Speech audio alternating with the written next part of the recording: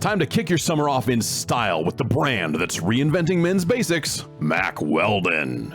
Mack Weldon is so much more than just underwear. They've got a full collection of t-shirts, polos, buttons-ups, shortses, pantses, swims, and so much more. They've got light and breathable fabric technology, so Mack Weldon can help keep you cool and comfortable all summer long. You know, what are you doing this summer? You staying inside? Staying inside? That's why I'm looking to stay inside. You know, it gets hot out here. But hey, I might stay inside wearing Mack Weldon swim Vesper polos, Maverick Tech Chino shorts, Radius shorts, like all that sort of stuff while I'm hiding from the sun. Mack Weldon's swim line has got trunk and board short options that are quick to dry and have 4-way stretch fabric. So when you're not in the pool, you got the Maverick Tech Chino short, you got the Radius short. Perfect additions to your summer wardrobe, there to keep you comfortable. For 20% off your first order, visit MackWeldon.com/bomb and enter the promo code BOMB. That's MackWeldon.com/bomb, promo code BOMB for 20% off. Mack Weldon, reinventing men's basics.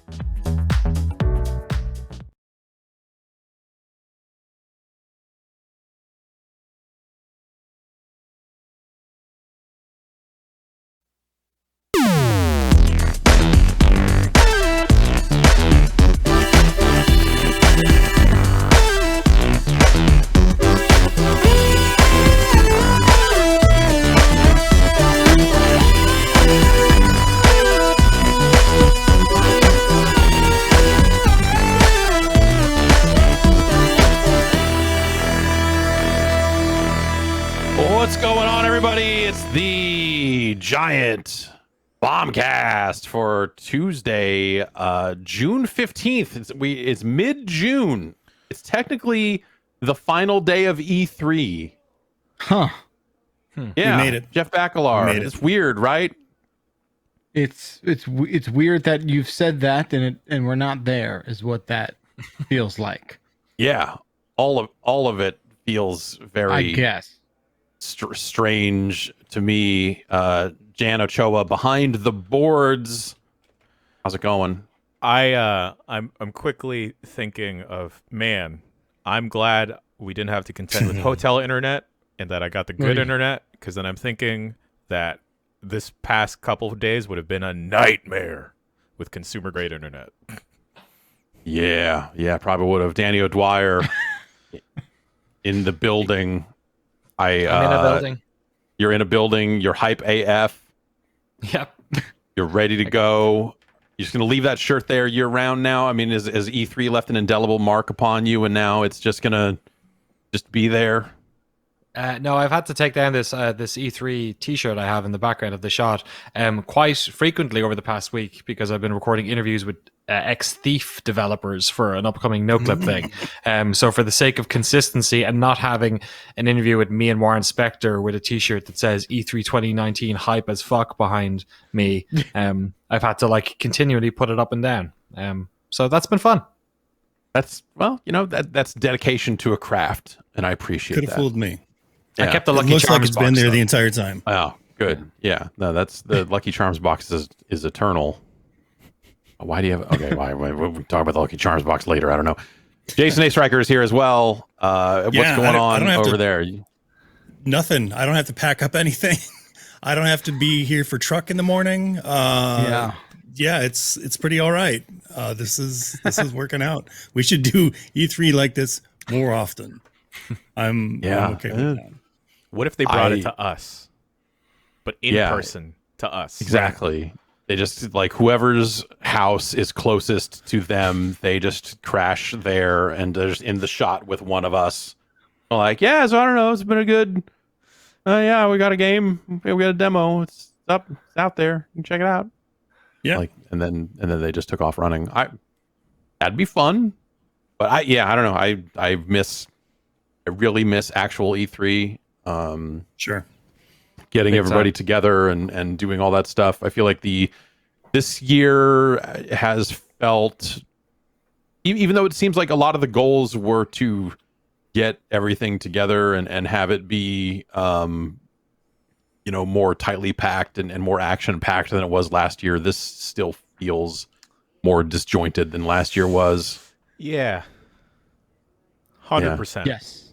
I know I like to rag on having to schlep out there, but in all seriousness, not having one in person this year really sucks. Definitely would have liked to have done that. And I don't know. It makes me think a lot about next year. I can't wait. And what that's going to look and feel like, not just with E3, but with Giant Bomb. And yeah, we'll see. We'll see. I'm chomping at the bit if it's going to be that big. I hope it's back. I hope E3 is back. Yes. Yeah, totally. It feels weird the way the ESA has approached the show. I think even just has a real, or I don't know. There just are a lot of companies, or not a lot, but there were companies over the last 4 days that put on shows that just didn't seem to need to put on shows, but the time was available, and so they were like, "Well, we're not going to announce anything new, so we're Capcom. We're going to get out there and talk about the games we have that are almost all the way out, or games that are already out." And I think they said, "Hey, we're going to do Resident Evil DLC." I think was kind of like the one tidbit of information out of that, but it was just like barely, yeah. It felt more infomercial like than E3 does normally. And normally, it's like obviously like a big marketing and push, and they're kicking off pre-order campaigns and all that other stuff. But like aspects of this show felt even further down the hole where you're just like, this didn't need to happen. This, like, you could have just said, I know everyone, like people definitely kind of want to stay close to the ESA for a little bit, because in case the show comes back in a big way next year, they want to say, well, we were there and give us a good booth, or, or whatever. But it just, some of this didn't need to happen. Yeah, yesterday especially, Monday's sort of list of things to enjoy was a real, like, on Monday they used to be the Sony Microsoft day, right? I guess Microsoft sort of took Bethesda's slot, I guess, is what happened there, and then Monday just, I guess, like, the days vacuum. are all kind of different, right? Because the show technically started on a Saturday, and normally it would not start on a Saturday, so nothing quite lines up on that front. But yeah, there's definitely like a weird vibe to it. But like at the same time, some solid games across the show, across the board. There's definitely some stuff that I've come out of here saying like, oh, that's stuff I definitely want to play more of, whether it's a Metroid Dread or a Forza Horizon 5 or Unmetal, or just like whatever else. I went back and watched. Oh, go ahead. Sorry, go on, John. I went back and watched the Wholesome Direct, and there was like a bunch of neat little titles that are either like out very soon or demos are out. Yes, that wound up piquing my interest as opposed to the bigger AAA stuff. Yeah, that's the thing I was surprised, I think, most of, was that there were a lot of games that had 2021 dates on them. That either stuck to them or didn't have dates, and easily, I feel like, could have just said early next year, but are coming out pretty soon. In fact, there was some stuff that like June and July, even stuff dropping, and it looks like August, September is really when a bunch of like interesting stuff's going to come out. So I'm optimistic about the rest of the year, if nothing else. You would think that those smaller titles really wouldn't have been that impacted by COVID as well, because that's their normal workflow is just working from home as it is. Totally. So yeah, it's nice that we had them to kind of fill the gap, as it were, of all the other AAA titles that have just like been washed into next year. Yeah, sure. Well, we've got a smattering of games we've been playing and some news. I mean, obviously we've been kind of covering these press conferences, the bigger ones, as they've been happening, and taking a look at some of the trailers we missed. So there's, it's not like a huge blast of news, but it's a pretty good, there's been some decent new releases lately. Why don't we dip into that? We had time to play video games during E3. What is this madness? I know. Yeah, that's crazy. Normally it's like, well, I brought a Switch with me just in case anything stealth drops, and then I left it in my bag the entire time and didn't touch it at all. But Jan, Chicory came out. The long awaited, definitely a lot of people waiting for this to hit, and it looks rad. I have not had time to play it, but damn, watching you play it last week, it looked great. Yeah, we checked it out just a little bit during UPF, the very beginning of the game, and my poor luck with saves continues across this website. But I was completely fine to go ahead and play the game after throwing away my save of like 10 plus hours. It's fine. I am in love with this game, and when I first saw screenshots and GIFs and other assets, I thought this would just be, oh, you're a little puppy, and it's an interactive coloring book type of thing where you're just painting in like the pages or the world, and then that would be it. I did not think that playing this game would make me have a very introspective session with myself where I'm just examining my being as a person and a person that creates content and puts it out into the world. And, you know, I think I could speak, and I don't want to like spoil any of the specific story beats, but I think all of us here and, you know, a bunch of people watching can relate that we have all been tired, right? Just perpetually tired for the past year. And especially us, because we've had to, you know, put out so much, like the podcast, UPF streams or whatever. And then there's that examination of whether or not, like, is this even good? Who's even watching this? And just like the fear of like, okay, well, maybe we don't do this because we don't quite believe in it. And that has been like Chicory in like the story beats of like examining imposter syndrome, addressing burnout, and not the car burnout, but like burnout as the feeling and everything. And there's been a couple times where I'd had to put the game down and just think like, damn, this little puppy making me feel things. And like just examining like what it means to be someone who puts content out into the world that gets consumed.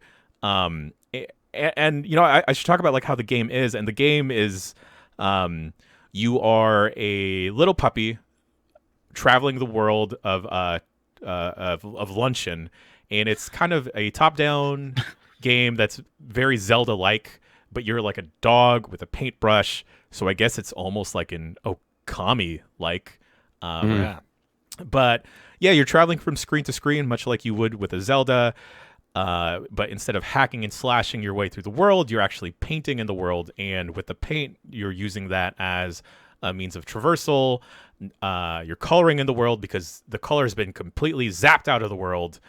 And the wielder of the brush, Chicory, is kind of MIA. And you decide, because you're the janitor that cleans up after Chicory, it's like, you know what? I think I got this. So you grab the brush and you fill in the world with all this, a very limited color palette from screen to screen. And if you're playing on a mouse and keyboard, you're controlling the paintbrush independently from your controls. So you're moving with WASD, but you're painting in with a mouse. And I think on consoles, you're moving it around with the right analog stick and, you know, moving with the left. And it's a very chill, relaxing game. You know, there's not a lot of there's no enemy encounters where you're like running away from stuff. There are boss fights, and the boss fights. Yeah, you said there were boss battles, huh? Which is surprising because, you know, I was just having a good time playing as this little painter puppy, and then, you know, just chilling with everyone, and then you go into a cave, and then this thing is trying to kill you, and that was wild. But there are a bunch of accessibility options where, say, you just want to get through the story, or you want to go into like a no-fail state, or you just want to skip all the boss battles, that they give you that option so you can just experience the story. And the game does a lot of really neat things with the painting mechanics other than just coloring in the world. So every different like town or section you go into, they switch up your color palette. So at first, I think you get like this weird pale red, a like puke green, and then a very weird purple. But then as you go to a different town, that switches up. As you level up with your brush and you develop a deeper bond with it, you get different mechanics, like you can kind of splatoon into your paint and like dash through stuff. Whoa. It's a faster means of transportation. You get a little jump eventually. And all of the paint that you're doing, it's all persistent. So whatever you do in the very beginning of the game, whether you were just like messing around and you painted a penis around or other stuff. I don't know. They let you do it. Who would do this? That dick is eternal, you know? and it will stay there until you either erase it or paint over it. Dick Eternal. It's in stores now. and it's neat because so each screen you can actually create a GIF and it'll do a time lapse of how you painted it. That's from neat. It being like a bare black and white canvas to full of the weird colors that you put onto it and everything. And then like a really neat thing about this game is that the writing has been absolutely brilliant, but you interact a lot with the villagers or like the citizens of this world, and all of them are written very uniquely. And even though like the citizens, they have their own different like set of problems, and you can complete quests for some of them. Like there's a shop owner that's like, oh, I need a new design for a shirt. Can you help me out? You could help me out. And you design that shirt for them, and then later in the game, when you pass by that shop again, you'll see some NPCs like rocking your design, which is really neat. That's cool. And like, you know, you wind up decorating a donut at some point. You take an art class, and everyone in the art class is like super hoity-toity, like, you know, like, oh, I'm esteemed. I've been painting for years. And then like the art teacher asks you to draw something, and then the game kind of purposely makes you poor at painting. Like it looks very basic, like, you know, a kid with like painting with finger paints for the first time. And then, you know, you show off your work to the class, and then everyone is just in awe. It's like, oh my God, this bold use of color, this negative space. What are you saying? And it's just really neat how this game winds up tackling like a lot of very heavy issues, but at the same time still being super lighthearted in its approach. Like there was this casual conversation I came across where people were talking about the evils of capitalism and how you know, money being a motivator to create art is like a negative thing, and that how money is just a construct that we've created. But then you go to the next screen, and then some dude is just like, yo, I need some chairs for my rooftop party. Can you help me out? And it's just like, it's just really, really neat. And it's just a bunch of random stuff. The music in this game is also absolutely fantastic. And it runs the gamut of being like very chill beats and like very soft tones to like when you get to the boss battles, and it's like almost a like metal guitar solo that kicks in. It's just absolutely wild. Nice. Yeah. And there is a co-op mode in this game. A second player can wind up controlling a different brush in addition to your player character. But one of my absolute favorite things in this game is the phone booths. And the phone booths is act as your hint system, and the hint system is you calling home to your parents. Yes. And crazy raccoon. your crazy raccoon dad. And it's just something like I don't know. I guess I've never thought about it, and I think you know, the past year we've all had thinking a lot more about family and stuff, and then just having that be the comfort of like, I don't know what to do. And that just, you know, that hint system being like, you know what? I'm just going to call my mom. My mom knows what to do. And then if you want to take that a step further, your pops can chime in and be like, hey, I will tell you exactly what to do if you need it. But if you don't, I believe in you. And Wholesome. God, it's very, very wholesome. And yeah, like there's a lot of neat puzzle mechanics. There's a lot of collectibles out in the world. But even if you don't want to go and collect the collectibles because you don't want to solve whatever puzzle, and so far, like the puzzles haven't been anything that like I'd want to quit the game at. The collectibles in the world, there's a shop in one of the towns where it's like, hey, I missed that box, but I want what's in it. I'll just give you this money instead.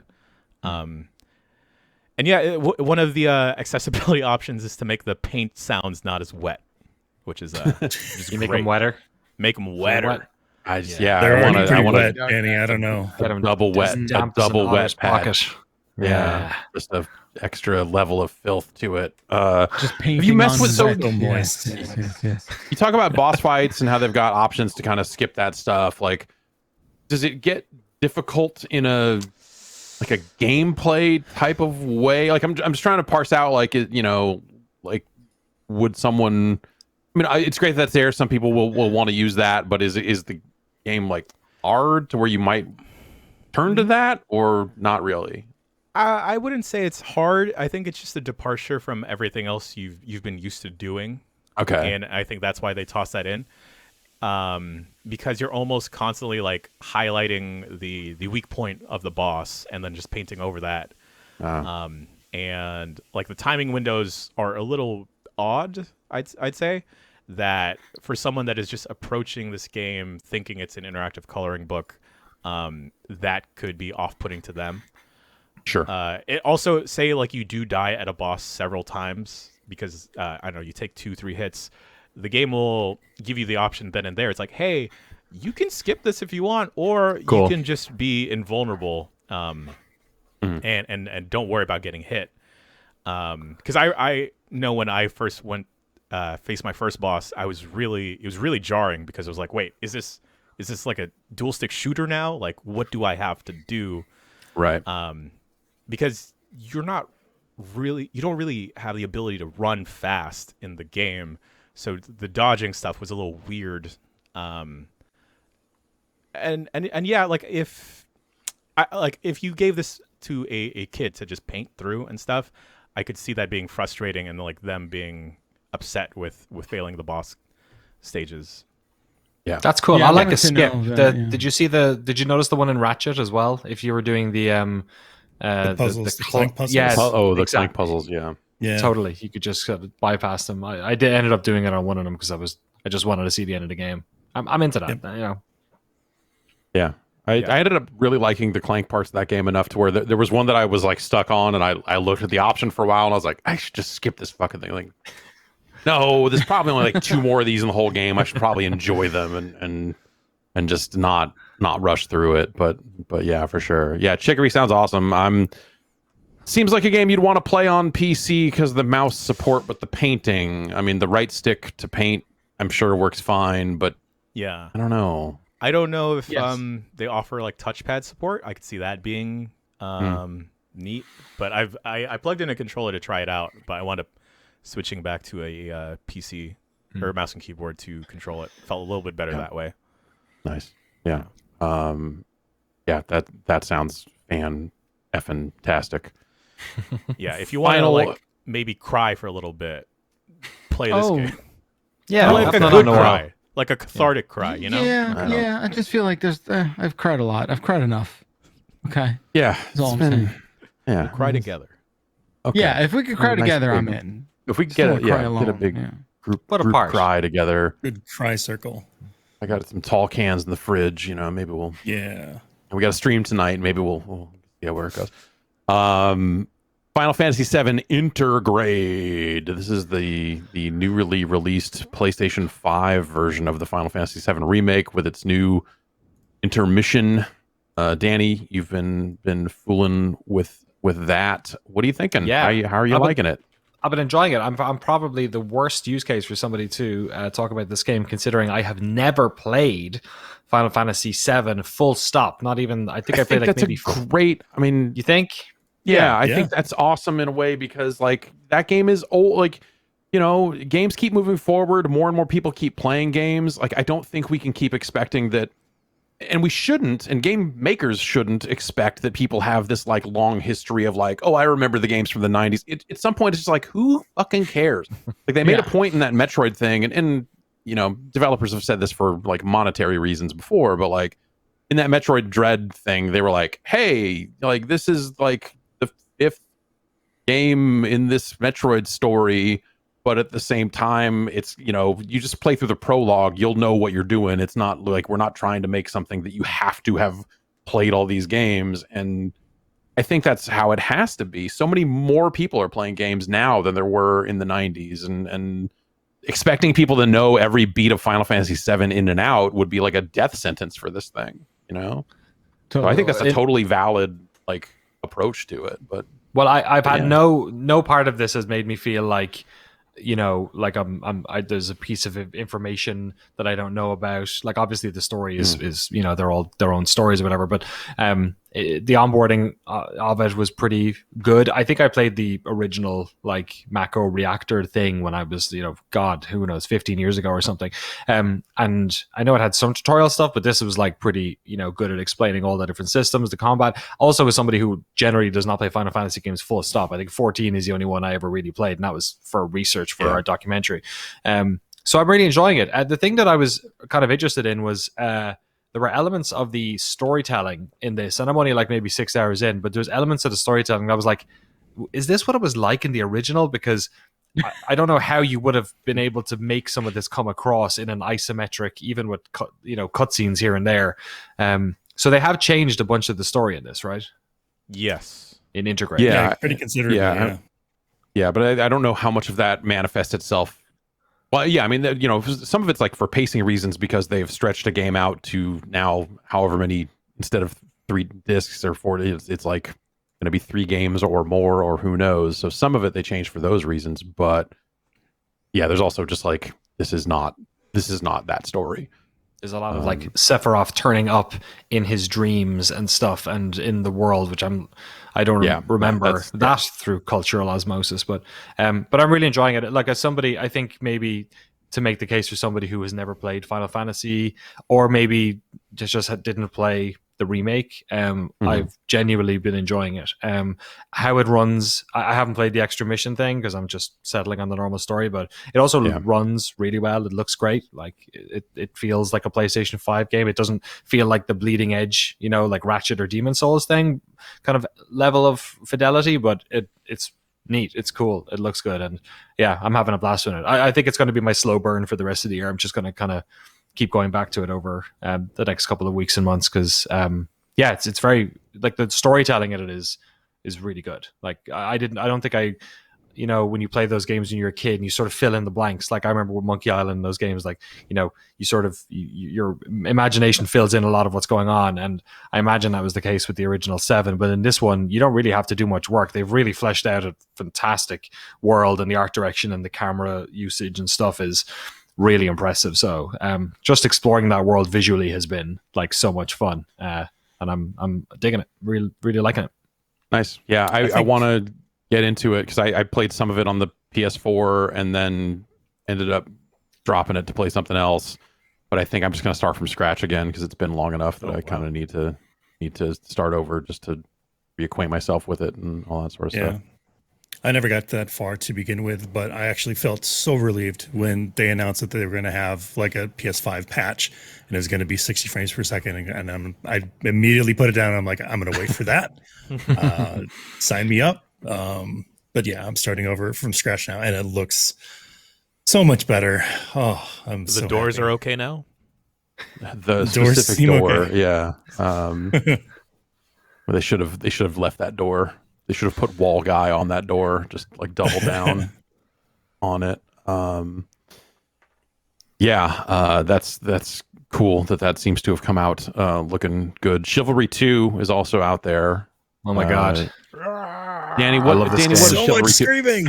Oh my god, I love this game. Is this game meant to be taken completely seriously, or is it hilarious nonsense? I can't quite tell. I haven't had time to dig into it and figure out what's going on there. I have had a sort of a come to Jesus moment with it over the past couple of days. So the original Chivalry was based on a Half-Life 2 mod, a full conversion mod. Oh. And I remember playing that original Chivalry, and for some reason I found it either too difficult, or I don't think it was too self-serious, but it was tricky enough that I found it, I don't know, it wasn't particularly inviting. Like, I felt like I needed to learn a lot about this game to get good at it.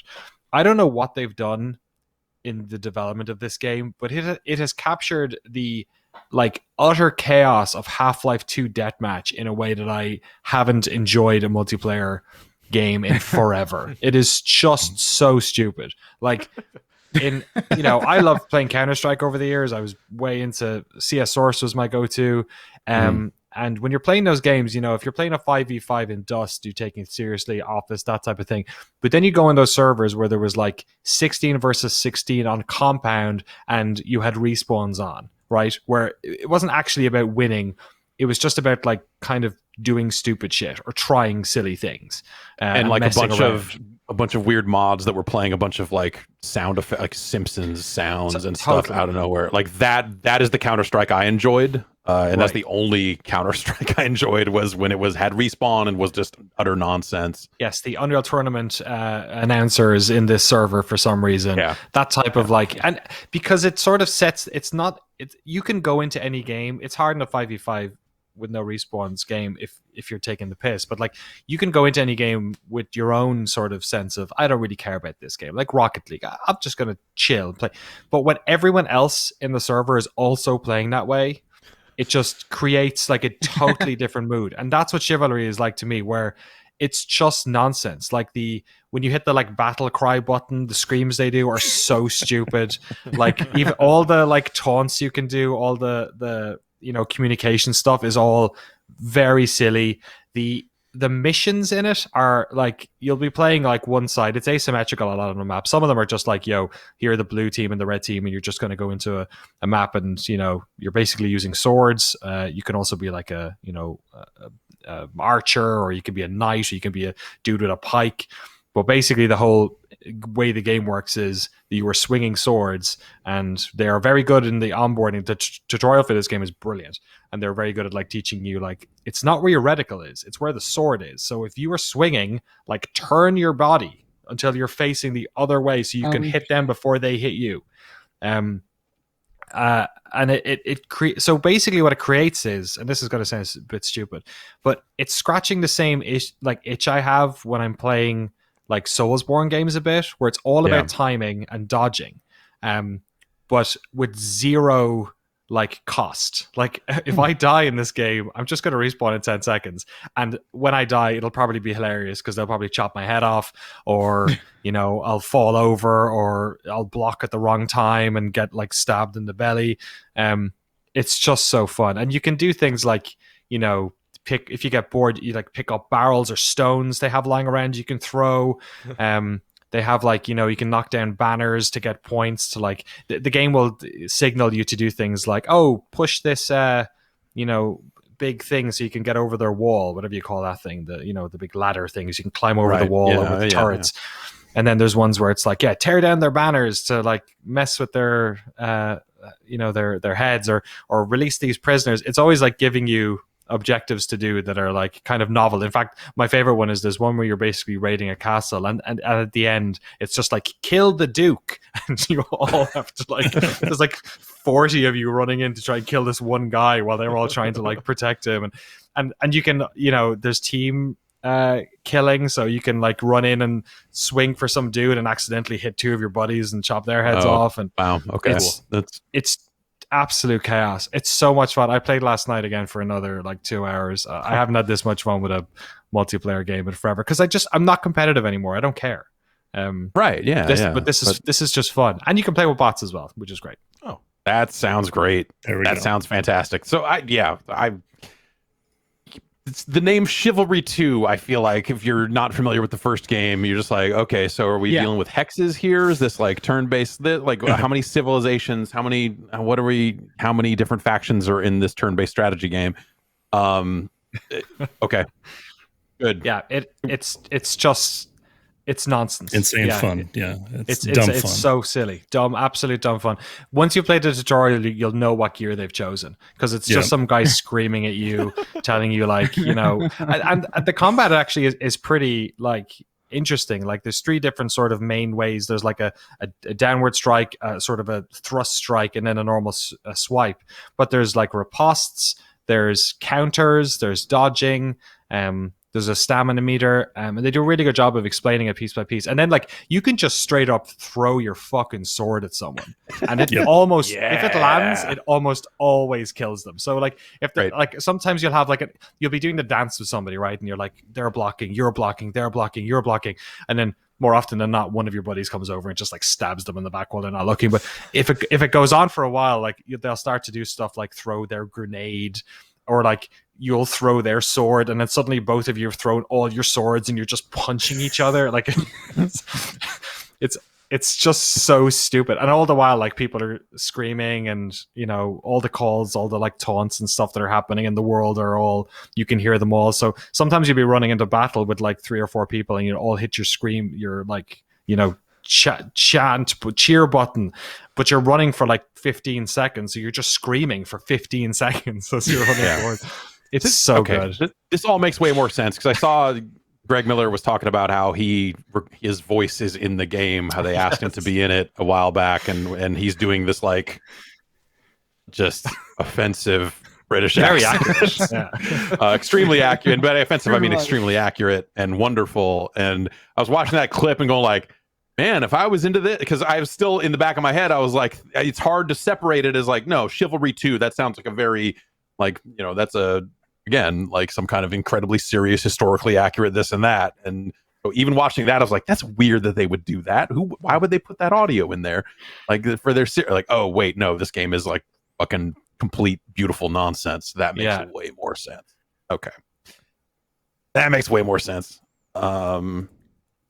Another game that has a lot of screams in it, but really it's just one scream, and it's a scream saying the exact same phrase over and over again, is Phantasy Star Online 2 New Genesis.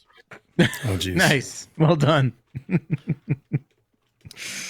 So I've put about 10, 15 hours into it. It sounds that maybe it's a little content light, in terms of just like you kind of hit the end of the story content, maybe pretty early on. I'm like level 11 or so with my main class. You can kind of switch classes whenever you want. The level cap right now, I believe, is 20. So, it makes sense for a game where they have in the past done it very episodically and all this other stuff. I am so not sure how to feel about that game.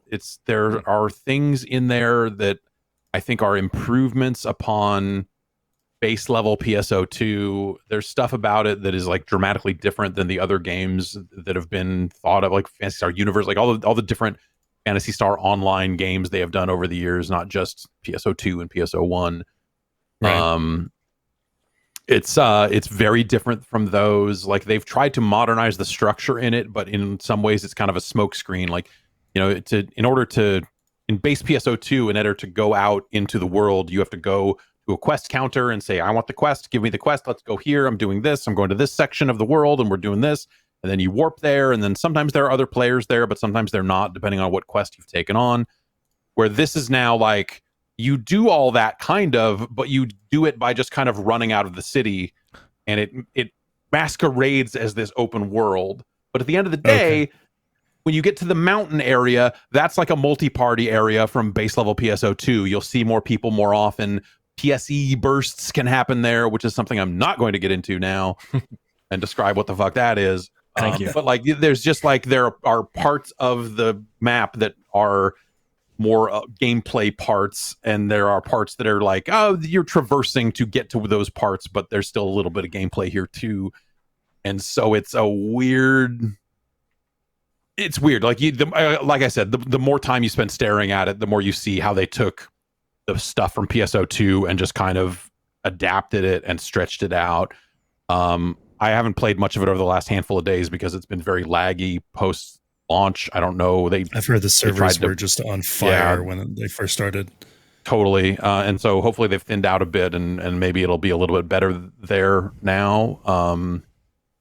Because I do want to get back in and play some more of it. But it's, like I'm playing as a gun class, and I'm going around and I'm shooting stuff and having a good time, feeding guns to my gun to level up my gun, and feeding armor to my armor to level up my armor, and all of that sort of stuff. I think they have streamlined that stuff ever so slightly, where it was a little harder to wrap your head around in base level PSO2, I think. But in some ways, it's like, it seems like it has fewer options. But again, if you view it as kind of like, hey, it's sort of like episode 1 of the new thing, don't think of it as episode 6 of the old thing. I mean, they'll only grow it from here. But yeah, I don't know. Some folks in chat are saying that even as it's thinned out a little bit, like the lag is still terrible. Like it might not be server stuff. It might just be the game is ass on that front right now. But we'll see. I don't know. That's my 3090 is my replacement 3090 is supposed to show up today, so I'm gonna pop that in there. Really take advantage of that power with this game. Really very taxing. What happened? I thought it was supposed to come You're actually yesterday. doing us a disservice by reporting this early. The honey bucket and then yeah, no, I don't know. Knock on the door of the honey bucket. So I guess I'll update the story here. So I hadn't heard from Origin in a handful of days, and I called them back to be like, hey, I'm still supposed to get this email about getting this replacement card. And when I got them on the phone, the guy was like, let me check. It shipped out yesterday. I'm like, oh, okay. And so that's taken, and then the weekend hit and all this other stuff. It was supposed to originally be delivered on Monday, but like it didn't make it. So like it was basically just like sitting in Oakland as of like Monday. It's like, it's going to get there by 7. And I'm looking at it going like, the fuck it's going to get here by 7. Not. That's coming tomorrow. I'll take it. Just give it to me. Sure enough. Wormhole. Yeah. Yeah, I mean, you know, if you over find you can find that guy and rob him, like that's your 3090, I guess. By that's how law works. It just thinks that they print RTX 3090 in the biggest letters possible on all the boxes that they ship them in. Yeah, but you know, they what are they thinking? Yeah, for all the weird bumps in the road on this stuff, like they have been nice, and you know, so there's that. I don't know. We'll see if it works. I'm not Daniel. Right, exactly. We'll see if it works. Like that's actually my horrible fear, is that it shows up and I put it in and it doesn't work, and I'm like, okay, so there's some other problem, and now I've got to diagnose that. That would be wild, based off the experimentation you did and the troubleshooting you did. Yeah. I would be very surprised if that were the case. I want to know what the power requirements of a 3090 are in terms of like those Molex connectors or whatever the fuck they're called. It's like, the same as a 2080 Ti. It's just the full. Oh, is it? Okay. 2 full. Was it 8 2 full 8 pins? I think is what it is. Okay. Yeah. Yeah, and or maybe the 2080 Ti is like 1.8 and 1.6. I just remember the Founders edition of the 3080 had like a weird thing, right? Wasn't there? Yeah. There was some sort of strange connection there. Yeah. Yeah. So we'll see how that all goes. I also updated the BIOS of this system, and now that has me wondering, should I put this old card back in there and see if that was the problem? Updating the BIOS made it so Call of Duty worked. Yes, do it. Which is a weird thing. So whatever. So that should be showing up today, and I'm very excited to play Minecraft with it, I guess. Replay Control. And stuff like that. Yeah. So anyway, PSO2 is out now. You can get your hands on it. Is that a good starting point for someone wanting to try PSO2 out? Yeah, I think you. Yes, probably the only starting point, right? So you can. So this is all one client now. The other weird part about this is that like it's the same characters, but when I go to pick my character, I go select what ship, and then the character is attached to the ship, and then it says after that, hey, do you want to play New Genesis or regular ass PSO2? Oh, really? And it will launch either out of the same client. On Xbox, when I hit PSO2, the game looked like it froze up and crashed, like a bunch of garbage appeared on the screen, and I was like, "Oh, that just super locked up." And then it faded away, and then regular PSO2 appeared, and I was like, "Oh, okay, all right, well maybe that's just how it is." But yes, that all that stuff is in there. If you want it. The game also, so it came out on PlayStation 4 in Japan. It's been out. I mean, this is technically like a big patch for PSO2. It's, you know, kind of replacing the existing PSO2 client in a lot of spots. But it's out on PS4, but it seems like that one might actually be VPN'd up now. You're rather region locked now, so you might need to VPN up at the router level if you want to play the PS4 version outside of Japan. Were they sort of cool about it before when it wasn't available? Yeah, when it was just the PC version of base PSO2 that was only out in Japan, it would go through phases where, like, for a while they were region locking it, and then at some point they just went like, I think they region locked it once they thought they were bringing it out in the US, and then once that fell apart, they unlocked it for years and years and all this other stuff. But I don't know. Yeah, seems like maybe there's some kind of region lock on the PS4 version of the game. But you can download it at the Japanese store, and then there's separate downloads for base PSO2 and all that other stuff. But I don't know. That's all different servers and all that other weird shit too. So you thought the lag was bad before? Oh yeah, no, I mean, yeah. Hey, trust me, I played hours and hours of the Japanese version of that game on the Japanese servers. You would get some nights where it was just like, oh, this is a disaster. Last game here before we go out to break. Sable, not to, sort of like Chivalry 2. My brain is my brain, and there's only so much I can do here. But anytime anyone talks about Sable, I think about Sable. Yeah, I think about Mark. I guess Brock Lesnar's wife now. I think about Mark Marrow's. Sable and Mark Marrow. Come on. But Sable is not that. Jan, what is Sable? Jeff Bakalar, what is Sable? You two, tell me about Sable. Bakalar, it's like you're running around in the desert. You are running around. Yeah. You are a glider, I believe, right? I don't know what you're called. I think the first thing for me is sort of like the look of it and how it kind of reminds me of like, this is not meant to be negative in any way. It just harkens back to like the world of web-based sort of Flash games. Yes. Where there's a certain funk to the fidelity of those things that deal with a lot of like weird sort of line edging and colors that sort of bleed over what you would think their normal boundaries would be. And the fact that they have that look to it, but also on such a high kind of production value, I thought is like such a standout, outrageous detail about this game. But yes, you're some sort of person who rides these like sand hover bikes, and the demo is you sort of putting one of those bikes together is the best way. But it is a lot of like racing. Kind of. Like the pod racing thing definitely like floated through my brain during that. But what there is a lot of like, go talk to this person, come back, fetch this, there is a little bit of that going on early on. I think I dig what I've played. They've sort of unlocked a couple abilities as you play this demo that for me felt super sort of satisfying in that short amount of time. What did you think, Jan? I'm curious to get someone else's take. The art style immediately stands out. It kind of reminds me of Void Bastard, was it? Came out a year or 2 years ago. Like that same kind of visual look? Yeah, in terms of the visual look. The main player character animates at a different frame rate than the rest of the world.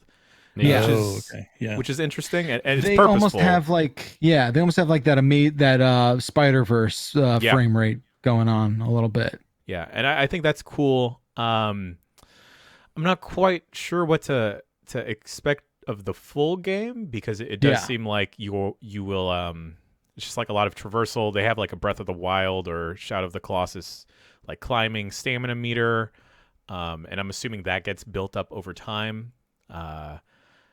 It's like what Jeff said, like you are kind of going from point A to point B, fetching stuff.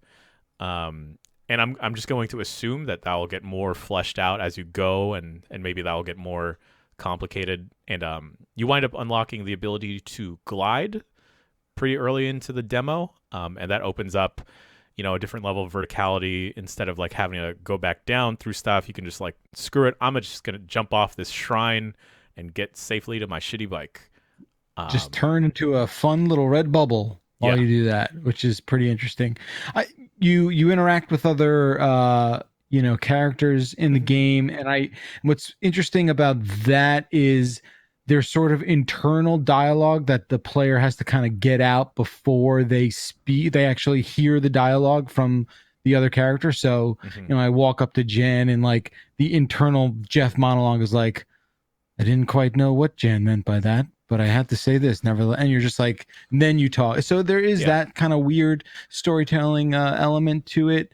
I didn't find those interactions terribly compelling, but I think, I was also just tired. Maybe we'll chalk it up to that. It's been a couple days, right? But where is this demo available? Is it PC on or Xbox. There's a Steam demo right now. Okay, yeah. Cool. I think it's on. Is also on Xbox as part of the whole. Tunic is out there as well, and yeah. It's very pretty, and it's been really nice to just like walk around, to run around the game. It is like super duper open, and that like before I even went to the first objective camp, I was just like, screw that, I'm just gonna run all the way to that shiny thing all the way over there, and it didn't really gate anything at that point. Like I found a cool spaceship, I think, with a weird log in it. Yeah, like a ship log, like something to read, log, or not like okay, not like a wooden log. A wooden ship log. Yeah, I mean it's definitely got it's nailing whatever it is kind of going for. I feel like right out of the gate. I do like the they definitely, especially with the gliding, it is like very much Breath of the Wild, like glide to you climb and then sort of hit a certain platform. Like that stuff feels good. But they're go ahead. Yeah, I'm struck by the art style stuff because like one of the Mobius comes up a lot whenever we talk to developers about like their inspirations for games, but no stuff ever looks like it. Whereas this like straight up looks like some killer Mobius art. It's kind of like journey through that sort of lens. Do you get the sense that the worry that I always had was that the games like this sort of get away a lot with the style? Like, does it feel light on the gameplay side as a result, or does it feel like there's a lot of game there? I mean, it's just a demo so far, so it does feel pretty light.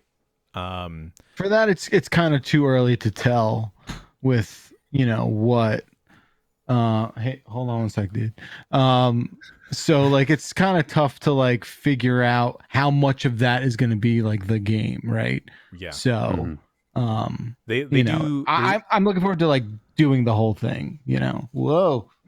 There's a lot of talk from NPCs in the beginning of the game of like how proud they are or like how amazed they are about you continuing or embarking on this journey.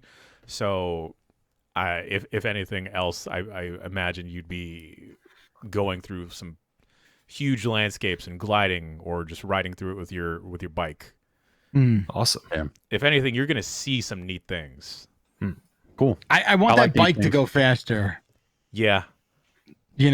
I know that's need more upgrades.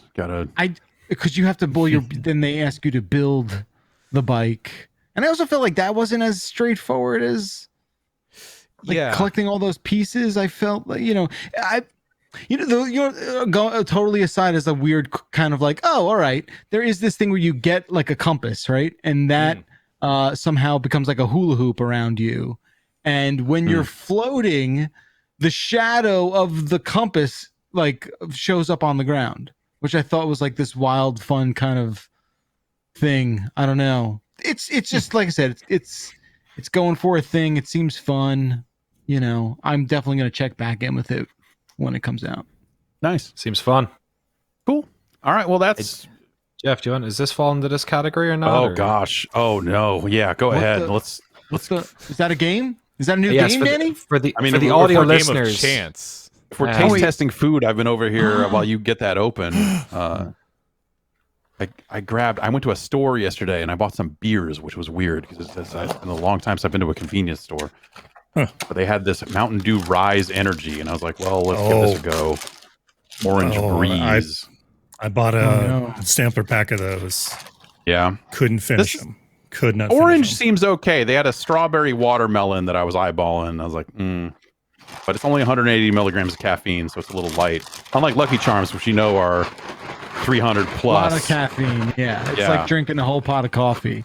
Are you? Is this the Pokemon Lucky Charms crossover that we've been waiting for? Finally. I was looking for an excuse to do some content with Jan, and the universe answered by creating this collaboration, which cannot be denied, between an Irish guy and a Pokemon 100% represented by that box between the Lucky Charms and the Pokemon. Where the fuck are these cards? My god! Like a race car in there. Is it send away for him? No, for those who are listening to the audio version, I'm currently, fist deep in a Lucky Charms box trying to find these Pokemon cards, which are apparently in here, and they're not in the fucking. They're not in the cereal part. They're in here. No, that's better. Yeah, Dan, but I have a dusty hand for no reason now. Oh well, that's your bet. Fuck. Okay. I just think Lucky Charms are just one of the most disgusting cereals ever made. I love it so much. You take that back. That is an attack on my culture, sir. That's an affront to his people. I think I've said this on the podcast before. Lucky Charms are in the international food aisle in Ireland. Yeah. Yeah, as they should be. They're an American abomination. I'll rip When it I open. said it, They don't hide the toys in the cereal anymore, right? Oh, here we go. Uh-oh. Here we go. No, you don't have to raid your local Target. Carefully. I have 3 additional game cards. These are how these thin are my first cards. How thin are those little shits? There's no way those are like the real full thickness. Yeah, 80-pound stock that they're using. Do you have a scale on you, Danny? Do you think there's people weighing the boxes against the sort of average Lucky Charms weight? 100%. Okay. I have 3 cards here. You're gonna have to tell me if these are any good. Here we have a Farfetch'd. Okay. Oh, all right. yeah. Yeah. Okay. That's the leek-eaten bird. Okay. Here we have, I can't believe this is a fucking Pokemon. Sinistea? Oh, that's good if you're trying to build a Mad Party deck. Is that just like a teacup? It's a ghost teacup. It's the ghost of a teacup? So it's sinister and it's tea. Yes. It's a ghost in a Look, teacup. I know nothing about Pokemon cards, but yeah, I think this might be a good one. Is it like have a hologram on it? Oh, that's pretty good. Look at that Pikachu. Whoa. Look at that. Shiny Pikachu. Yeah, look at that. Something? Did we do something here? Go ahead and read the front of the box again, because I think it gives you some details about the quality of the cards. Yeah, it just says garbage. Oh, okay. This has instantly ruined my excitement. 3 free cards inside, including a foil Pikachu. So rare is what you mean. Yeah, Is in what you're trying to literally say. every one of these. Although there is also a cool sort of Pokemon, There's some games thing on the back. Yeah, Can I just crossword? Do we have the sponsorship for the other cereal? I've just realized this is maybe not the best segment Not to do this- for not this week. Not this We week. don't- Okay, thank yeah. God. Yeah, No Magic don't worry. Spoon. Okay, cool. Oh, There you you go. can get Look, a you got- Zigzagoon here. That's good. That's a good like budget deck. And that So there you you can go. get to a Snom. You're getting staples here. I need to tell Barber Jan this immediately because now he's going to raid a Target, a Safeway, and just have too much cereal. He already has too much cereal. Yeah, well, you can never have enough Lucky Charm. It's good shit. You eat that all the worst. time, or This is absolute garbage. I haven't had this, and I've had this one other time when I first came to America as a joke, and now I've just had it again, so I don't have to touch it for another 10 years. Great. good for you. Why don't you just throw that right in the garbage? Just Yeah, I mean, you got the cards. Like, what more could you possibly want? good job, Fantastic. Danny. All right. Fantastic. Well, Content. I mean, put a number on it. What's your rating for Lucky Charms? Give it a score. Out of 10, Yeah, 1. one. You give it a 1 out of 10. One is Can I go lower inedible. than 1? I don't know that you could go lower than 1. I think for the Mountain Dew, I'm gonna say it's fine, but like a little lackluster. I'm gonna give it like a 6.8, somewhere around that. Somewhere around there. Okay. I think that's Reviewer's generous. tilt on that one. I like Yeah, exactly. Let's take a break. We'll come back. We'll get into some video game news after this.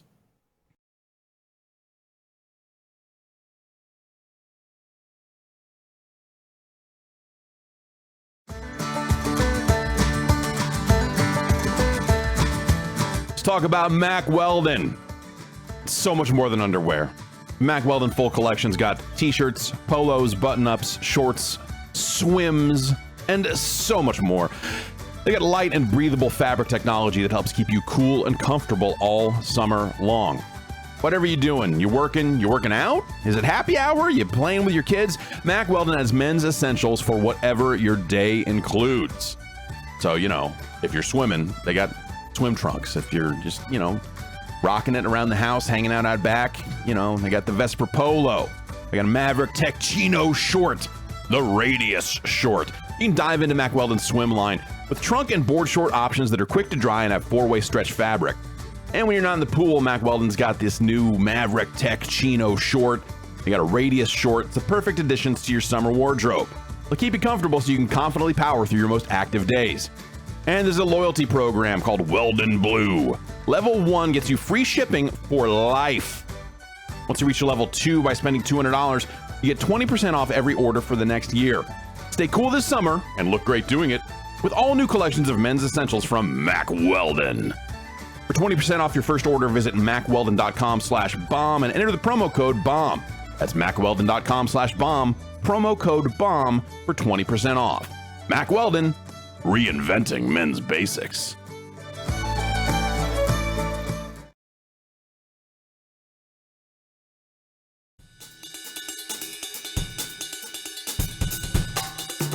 All right, so you're leading a busy life, you're computing, you're hanging out around the house, you're doing this stuff, you don't have time all the time to get out, and all of this computing can work up an appetite. So Grubhub's got you covered.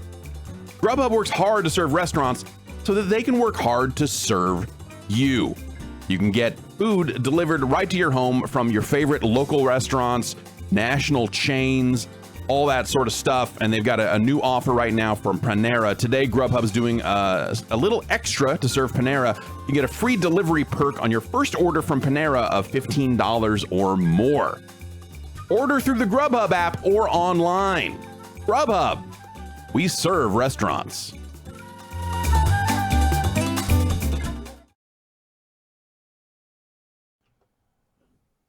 Okay, we're back, and just developing news stories. Some of the stuff that we're going to look at is the status of some stuff has changed, and just keep remix. Remix. We're going to remix the news. Bring that beat back. Nintendo had their thing this morning, as we said. It's kind of the final big event of of June from the sounds of things, unless someone, I guess Microsoft have the thing next week maybe, but anyway, they announced a handful of games that seem potentially very exciting, and some stuff that straight up pissed me off. No, whatever it is. Hey, they're gonna make they're gonna make a new 2D side-scrolling Metroid game. About time.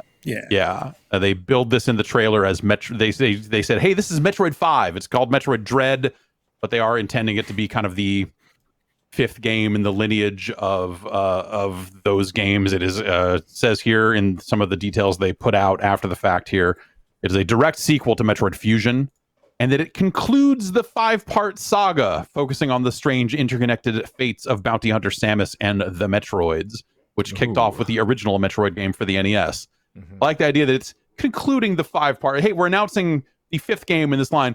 Also, it's concluding the 5-part saga, as if 30 years ago, where someone was like, "There's gonna be 5 with Yu Suzuki with Shenmue." Like, that'd be 19 parts of this story. Just a 2-decade dearth between parts 4 and 5 is all. Right. I thought this looked really cool. It's it's one of those, right? I mean, these dang Metroidvanias. When will they? There are a lot of these sorts of games now, but it looks fucking rad. I'm sure that people that are all into the Metroid lore love the idea that a game called Metroid Dread is coming out. I feel like that name has been kicking around as a rumored name for years and years and years as well. Oh, really? Yeah. I didn't know that. Yeah. And so that's cool. It's out October 8th. Danny, you were indisposed during the Nintendo event. Yes. Any reaction to the idea of... Yeah. Well, immediately I thought, oh no, poor Tom Happ probably had a heart attack. But I'm sure there's space for Axiom Verge 2 and Metroid Dread in our hearts and in our minds. Yeah, I'm not again the Nintendo sort of 90s was very much the Commodore Amiga 90s for me. So Metroids were always games that I eventually ended up going back and playing. But with a different lens entirely. It's cool. I was surprised when I saw it was 2D. I saw people tweeting about it, and then I checked it out, and I was like, good, that's probably a way to do it. I think those 3D ones have always been divisive. Like, people either really liked them or really hated them. So this is perhaps a better way of doing it. Do you know if there's many of the, like, sort of, I know it's been a very long time, but do we know who's making it? Like, who's on the team? I think Mercury Steam might be making this. Oh, okay. Yeah, I saw their name during the Treehouse stuff that they were showing. Yeah, off that's not listed directly in here, but I believe it might be a Mercury Steam game. It is according to a cursory Wikipedia look. Yeah, so got it. Interesting. All right. Yeah, and they've done solid work in this space prior, so that sounds fine to me. New WarioWare announced for September 10th. This is the trailer looked like it was going to be this way, and the little paragraph here kind of confirms it. If you look at the footage, it's always one of the WarioWare characters, whether that's Wario or I'm blanking on every other WarioWare character name right now, or Dog, or Boy that loves old Nintendo games. Those characters were always on screen as part of whatever the micro game was, and so that is the thing here, is that each character will have a distinct ability, changing the way you tackle each micro game, according to what it says here. You'll have 2-player co-op, sharing the same screen with 2 Joy-Con controllers, or wirelessly if you have a second Switch there with you. But it does make sense, right? It does make sense that it would have to control tangibly differently, right? Like, presumably you're controlling or able to control that little character, right, without having to touch the screen. Yeah, especially if it's going to be co-op. It's called Get It Together. So I think the implication here is, I think the hook here is that it's designed to be 2-player, but it is not forcing that. So right. But that strikes me as what the hook is here, is to something you can do co-op.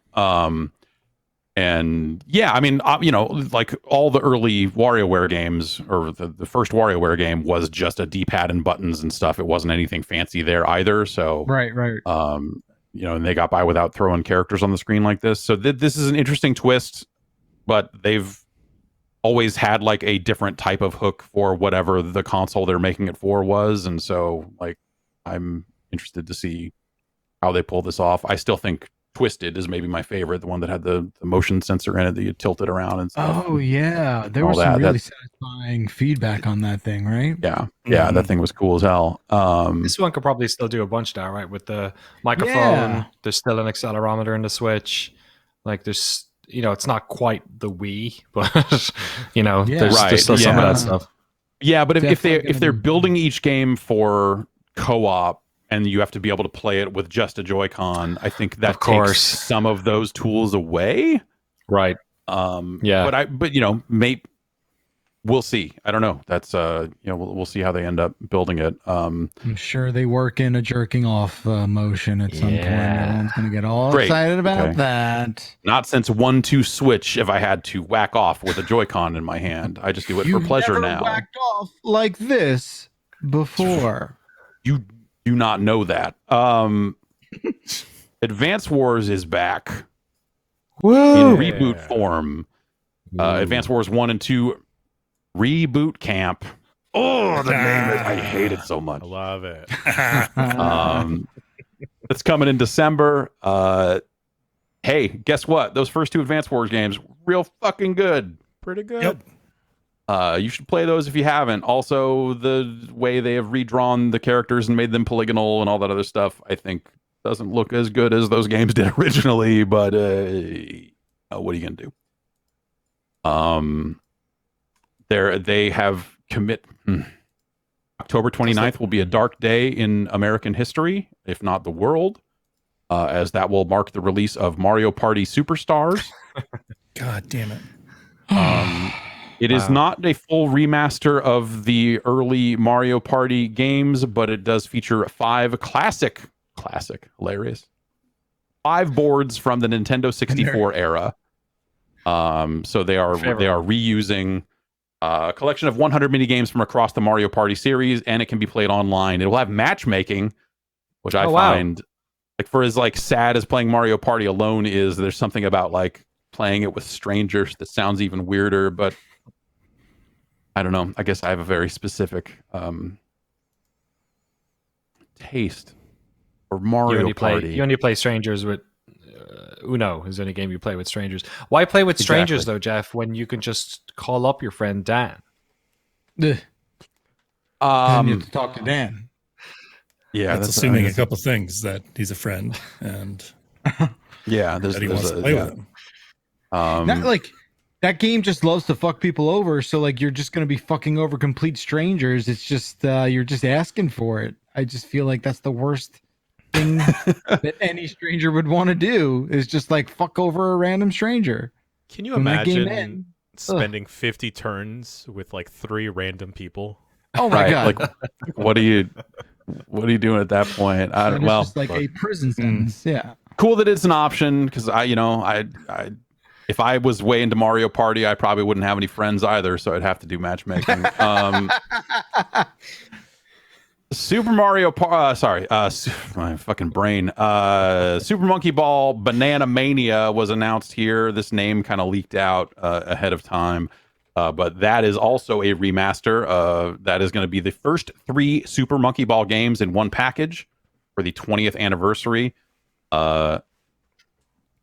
I love Monkey Ball, but boy, did they go astray from the great things about Monkey Ball at some point. So much as I don't necessarily love remasters all the time, this is a great exception to that, because let's get Monkey Ball back on track, people. By on track, I mean off track. Let me fall off the track. Don't put walls around it. Don't put grooves in it. Just like let's play some fucking Monkey Ball. Great. That's great.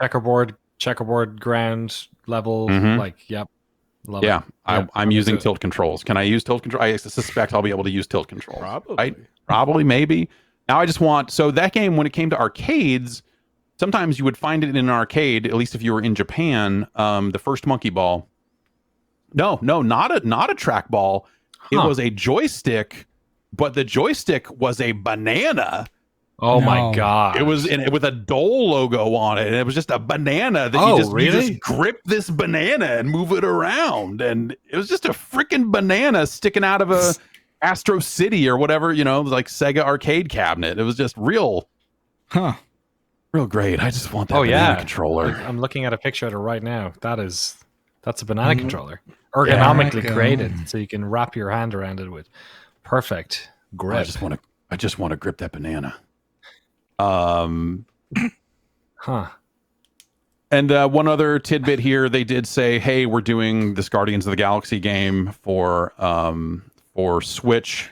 Here in the press release, that is listed as Guardians of the Galaxy cloud version, so that'll be a streaming version of the game, similar to how they did Control and PSO2. Maybe you've heard of it. Phantasy Star Online 2 was a cloud version of the game as well. So Final Fantasy 7 as well as a cloud.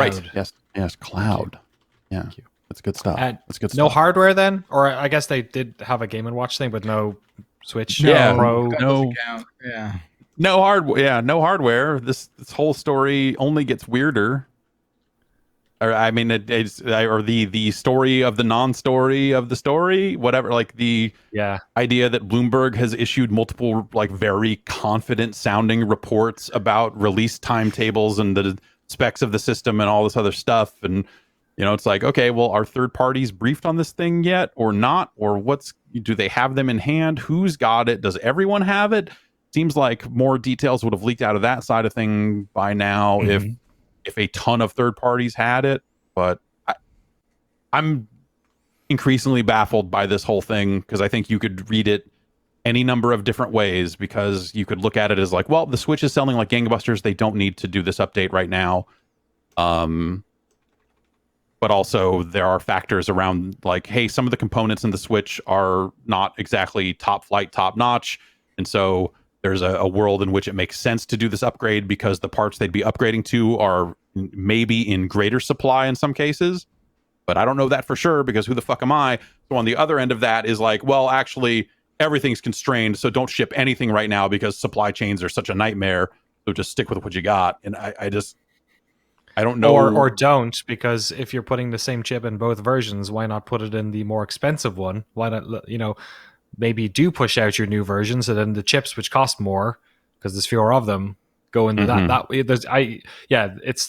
It's the amount of different ways you can try and interpret this is like frustrating. I almost wish there was no rumor about it at this stage because I feel like I've just spent a lot of mental energy waiting for this thing to arrive. But if not now, then when? I guess if they're especially if they are still like, let's assume that the Bloomberg reporting is accurate, right? That they are on track for some kind of fall release. Like, when are you gonna open pre-orders for that thing? Like, there were retail, like seemingly verified, like retail back end things that were like, hey, there's a new Nintendo SKU in this system that we're looking to. Was it Amazon Mexico? Is that what it was? There was a screenshot of a Best Buy back end that I saw as well that seemed like it was legit. I don't know what to make of any of this stuff anymore. I feel like everything I heard that was outside of the reporting stuff was like just iffy enough about everything anyway, that like you time it all with the leakers that were saying like, oh, it's going to get announced before E3 and all that stuff. Combine that with, I don't know what to make of this anymore. I think it makes sense for a lot of reasons to put out upgraded Switch hardware in the relatively near future. But at the same time, they don't need to announce it until they're ready to start taking pre-orders. And if they're not going to ship a zillion of them, because no one can ship a zillion of anything right now when it comes to microchips, then they probably don't have to announce it until closer to time. But the longer they wait, the more leaks we'll probably get, because presumably more and more developers are getting or have had hands on this hardware. And some of them are probably frustrated that they can't announce and confirm that their games are going to take advantage of that stuff. So it's right. I don't know if I sat here, like we could talk this thing in circles for another fucking 2 hours, and then smoke would start pouring out of my ears about it, because it's just like, what the fuck is going on? Because it's just like so crazy. But I don't know. Like, this is like the ultimate like plans change, pal. Like sort of fucking moment for video games right now. For a second, I thought they would maybe announce it after the Breath of the Wild 2 footage. It's like, oh, this is only possible or will be enhanced with the Super Switch or whatever. Right. Yeah. It could have worked its way into that direct. I think that they had a couple of spots in there. Someone in chat had said like, well, they did upload the Breath of the Wild 2 footage at 1080 60, but I'm sure like, hey, trailers kick out at whatever trailers kick out at. They're not gonna. Maybe some motion graphics that are 60 frames there or something. Yeah. I don't know what to make of any of it. It's a bizarre and fascinating situation that is such a modern, like when you think about the last year and what development has looked like and the idea of launching new hardware, just like all this other stuff. They didn't really talk a lot about games that were further out, and presumably I feel like the games that are in the chamber when it comes to that stuff, like a Bayonetta, it's going to keep saying Bayonetta as if it's a real video game, and then maybe it eventually will be one. Will it into existence? Sure. Yeah, or like a new Splatoon 3. Yeah, Splatoon 3, not talked about here as well. The Metroid Prime thing, also kind of falling off the radar a little bit in favor of Metroid Dread. Like, presumably you do that type of announcement, and wouldn't you want big games like that to hit alongside your upgraded hardware? Is Breath of the Wild, is that like a different case? Because if they didn't talk about it this E3, it would have raised more questions than anything else.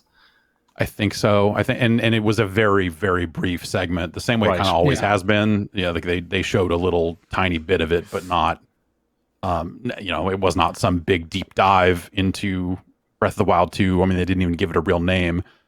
They started that segment with Hyrule Warriors, the DLC. Yeah. It was just like a little Zelda chunk at the end, and they're just like, "Here's our last thing," and then it comes on and they talk about Hyrule Warriors DLC, and you're like, "Whoa, is this happening? Is this crazy? Should have put Shin Megami Tensei 5 on last. That at least looked rad." It's I don't know. It's weird. It's all weird. No mention of Splatoon 3, and that presumably is coming along. Like Metroid Prime 4, if they really did completely restart it and all that other stuff, I get why you wouldn't talk about it in any great detail here. And like I said, it's all a black box to a certain extent, and obviously the work from home stuff, I feel like we have said this multiple times, but my understanding is that it hit Nintendo pretty damn hard, that transition, and that's going to have a knock-on effect on everything that we're still seeing here. But like, how much of it is that, and how much of it is just like the realities of the market and how well the Switch is selling? And like, also, they didn't even mention Animal Crossing. I would have thought like, hey, maybe we got some new Animal Crossing DLC because of how popular that thing was, but maybe they're just moving on from that too. It's a weird end to a weird E3. Definitely. You when I think about the timeline for a new Switch, also, like, so they announced that today, and then what? Like, is everyone just like, well, all these games that I will be playing on this new thing while everyone is still playing this one a whole hell of a lot? And like, I don't know, hindsight maybe being 2020, I feel like that is still a fluid thing, maybe more than reporting has done to sort of firm it up, maybe more than we believe it. And I think you could justify whatever. You could justify any part of this, right? You could justify the non-announcement. You could justify an actual. You could very easily also say like, they need to make this announcement right now. I think there are a lot of pros and cons on all sides of that stuff. And someone in chat mentioning they didn't even mention Game Builder Garage, which just came out. You would have thought they would have like been like, hey, here's like a few. It's been out for a few days. Here's some stuff people made, but I'm going to get into that either this week or next, and I think we're going to stream some of that stuff. Maybe folks in chat can help me make a game after we get through the lessons together. But we'll see. Fascinating times for video games. Like, I guess is the way to put it, right? It's just kind of weird times. But nothing that happened at Nintendo was as weird as the chaos surrounding Square launching a broken version of that Final Fantasy Origin demo. Chaos.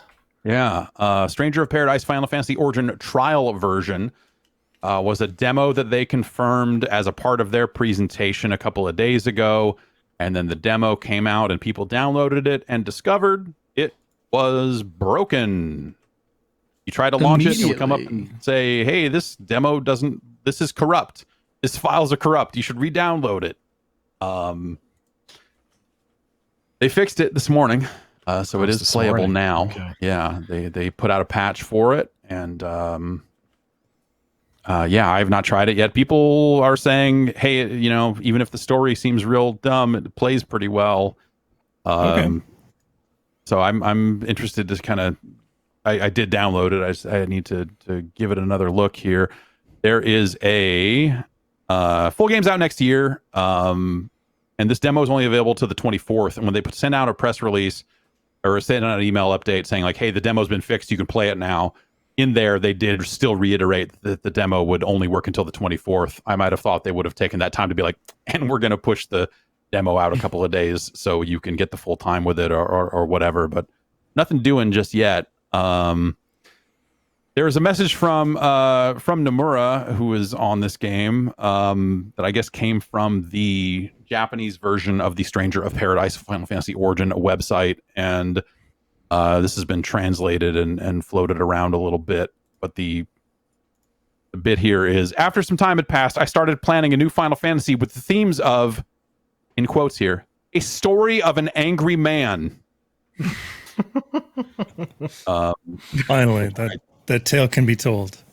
Yeah, it's about time. Such an underrepresented situation. Yeah, right. So it explains why freaking low budget M&M looking dude is so pissed off about all this chaos or causing all this whatever. Yeah, that was a weird looking trailer. But we should try out that demo. It sounds like the gameplay end of it at least seems pretty rad. So we'll see. I find that whole thing hilarious. Like, honestly, the weird nonsense yelling chaos stuff of that trailer like made me more interested in, like, at least they're doing something. Like, even if it looks like utter nonsense, you're just like, all right, man, like, let's fucking go. I'm an angry man. What about me? I want chaos. This is your story. This is my story. A game for Let me angry tell you men. about my angry old man. Let's see. There's been a lot of tidbits around the Xbox platform. They focused their press conferencey thing around a lot of trailers, which I think is a risky. I think that worked out well for them. I feel like a lot of times out of a press conference, I want a little more detail and a little more like discussion of the stuff. But they just went like boom, boom, boom, trailer. I think it worked out for them. Primarily because a week before the show, they did a big pre-brief panel where they just kind of like streamed. This is not available publicly. This is something that they pre-briefed press on this and had a little video that the press got to watch talking about the Xbox platform stuff. Even the official Xbox Wire stories are like excerpts from this event. It's like weird that they just kind of produced this thing and seemingly did not put it out. If they have put it out, I did not see it publicly available. But this is where we have kind of the hardware and platform sort of news that you normally get alongside an E3. And I thought there was like, I think the most interesting bit of this was around xCloud and around the streaming stuff. The xCloud infrastructure is going to receive an upgrade right now. When you go in there and get on those servers, whether you're doing it on an Android phone or in a web browser that's been available as a beta for a while, that it's kind of Xbox One like in its power. You go play Overlanders. What Outrig? No, what the Outlanders? Outriders. Mount Outriggers. Yeah, no, that's God damn it, man. Very memorable. Outriders. Outriders. It looks like it's running the Xbox One version of the game. So they are going to upgrade those racks or whatever, those instances to Xbox Series X level power in the coming weeks. Okay. Which is awesome. Like, I think that's something that they need to do. I wonder if that'll impact availability.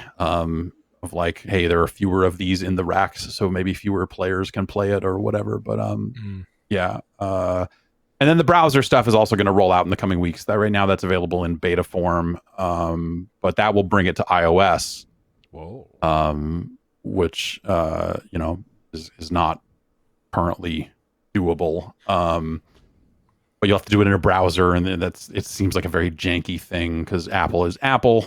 But yeah, I've messed around with the browser beta for xCloud a little bit here and there. It doesn't like when you try to do it in Firefox, it says like, hey, you should use Edge or Chrome or Safari or like basically any browser that's not this one is going to work a little bit better. But it seemed to work fine in Firefox as well. I didn't have it didn't seem like a massive difference. I don't know.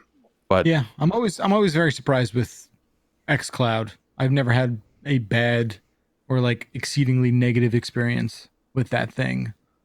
Surprised to say. Yeah. At the same time, it never feels like it's good enough to replace the local stuff. Like it's of course. There's always like just enough. Like like I started playing a handful of games on it just to check it out. And, I did that Destiny 2 test of like, that's an analog mouse cursor you're moving and you can kind of tap it at different speeds and see how long it takes to react and stuff. And it's always just a little bit too long. And then you get into gameplay and you're like, yeah, I'm kind of missing of missing headshots. Kind of not lining stuff up as easily. Like the movement's not snappy the way it needs to be, and all that sort of stuff. But it's totally acceptable. It's like the sort of thing where you're like, hey, if I'm a businessman out on the road and I didn't bring my Xbox, I can still do some video gaming while I'm on the road, which that seems like it's why it's there, I guess. Right. Well, whatever. Eventually they want to get to a point where you don't even have to buy an Xbox. And that's the only way you interact with it, because part of this is hardware related. Liz Hamrin, who's the VP of Gaming Experiences and Platforms, was quoted as saying that they are hard at work on building both the next round of traditional gaming hardware and standalone streaming devices, according to Polygon. And the excerpts they have here is cloud is key to our hardware and Game Pass roadmaps. But no one should think we're slowing down on our core console engineering. In fact, we're accelerating it. We're already hard at work on new hardware and platforms, some of which won't come to light for years. So this is like a variety. This is like, okay, they're keeping the core console business around, but also this is the stuff like, hey, they're going to build xCloud into TVs so that you only need to bring a controller and you can just play your games there. They're also claiming here that they are working on standalone streaming devices that you can plug into a TV or monitor. So if you're just like want to do your xCloud thing, you can buy like a little puck or a Roku type thing. I mean, hell, maybe they even get to a point where they're rolling out apps onto Roku and some of these other things too. But yeah, I think that will happen. I think they will most certainly figure out a way to like you said, Rokuify their own stick or whatever the hell it is. And then that, who knows, Windows 11 HDMI, right. You know, sure. That's probably where we're headed. Speaking of which, it sounds like a Windows 11 build just leaked out. I saw people in chat talking about that. I was like, yeah, I saw what it looks like. They have like the dock icons are centered, justified. Ridiculous. No one's ever done. Go get my MacBook MacBook Air while I'm at it. Right? Jesus Christ. It'll drool in envy. It'll be interesting to check it out. Yeah, I as someone who ran a beta build of Windows 95 before that was widely available, I still have the floppies for it out in the garage, along with like the book they sent out with it. It's like this crazy thick.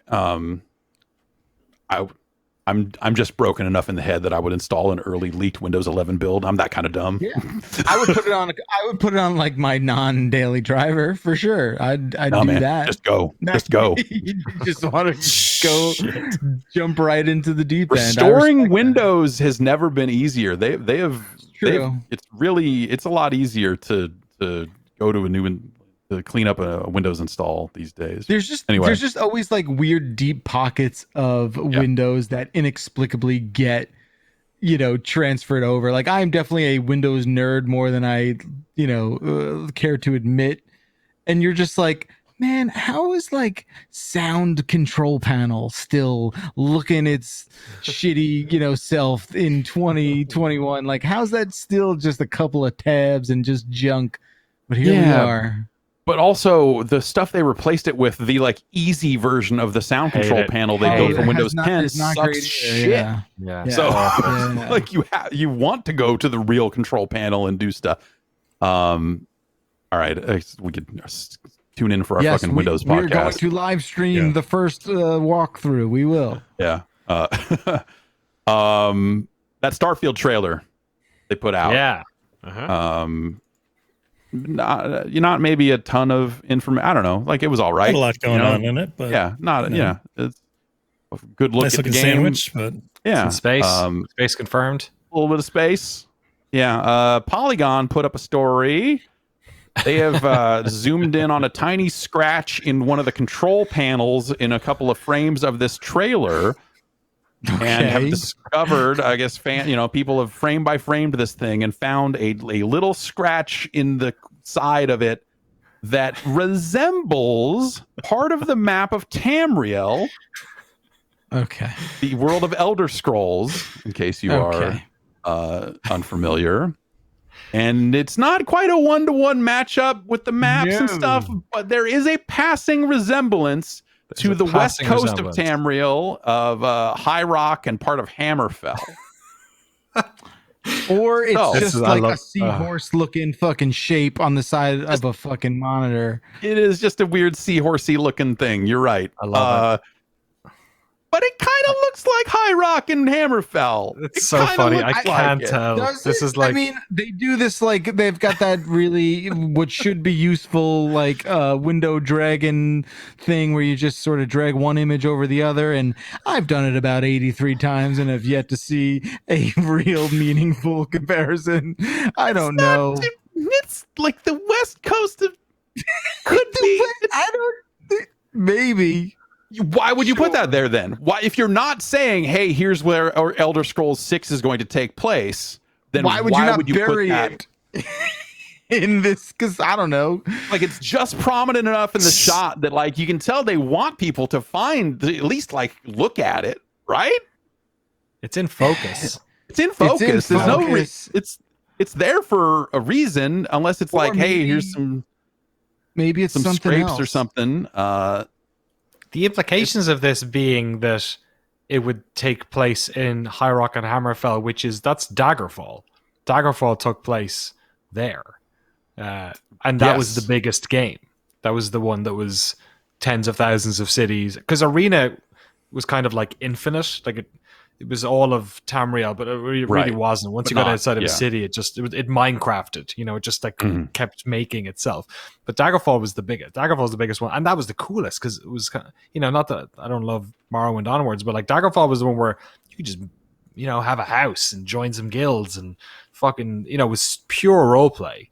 So that would be neat. Like if they went back to like pre sort of like early pen and paper role play, like light, like Daggerfall, where like it's really systems deep and less sort of story focused, that would be like super cool. Not that I don't love being the Dovahkiin or the One or having Patrick Stewart break me out of fucking prison, but like I think that would be kind of neat. But they could do both. I mean, in terms of systems driven, I mean, Skyrim kind of started to hedge in that direction where you had obviously the like crafted storyline and stuff, but they'd also built this AI system of just like, I don't know, here's 10 more rats to kill, or they would always try to generate stuff for you. So maybe it's just a different balance of, or an outgrowth of those types of systems. Because I feel like they probably would still put a main quest in there.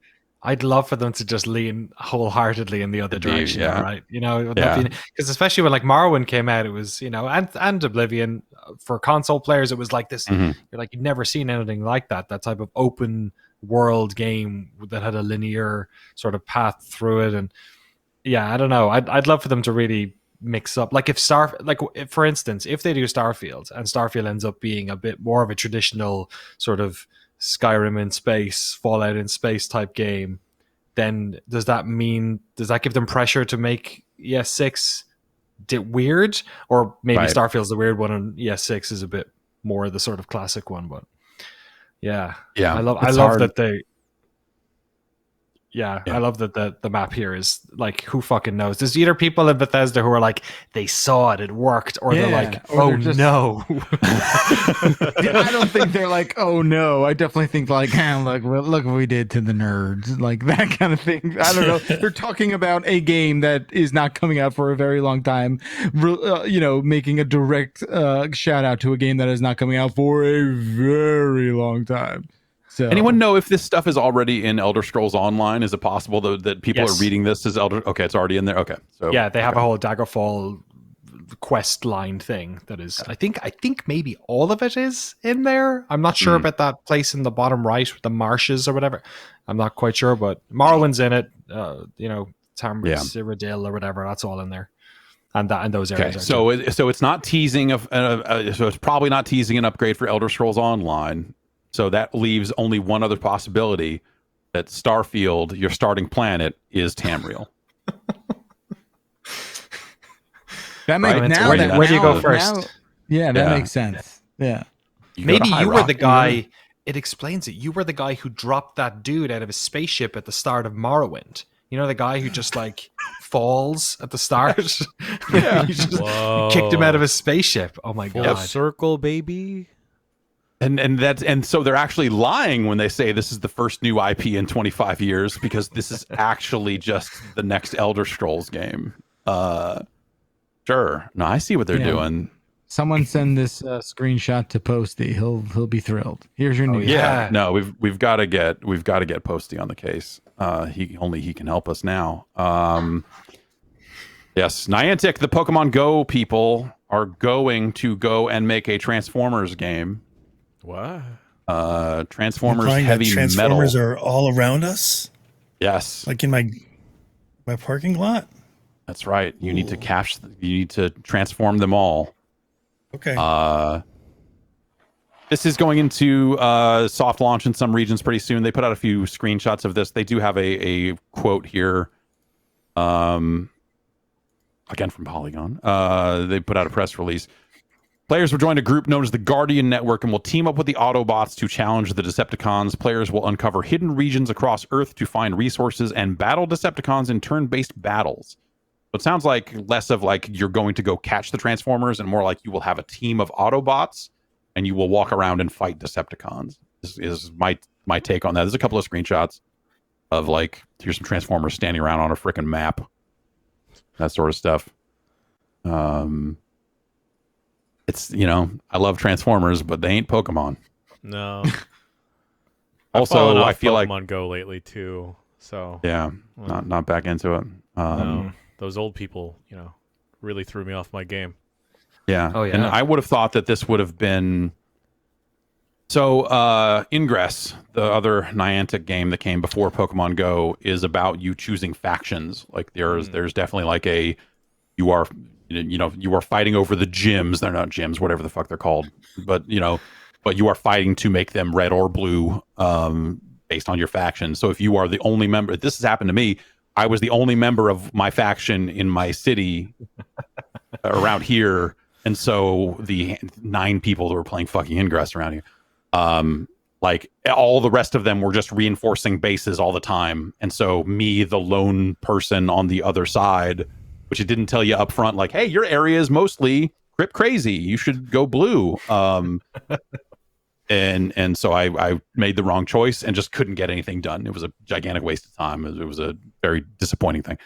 But I would have assumed that this would have been like, hey, you can choose the Decepticons and then you got to fight over stuff with players that chose Autobots. But it seems like they're just forcing everyone to be Autobots, which I feel is boring. Boring. No, but it's interesting that they are obviously going to continue down this road of doing these sorts of games.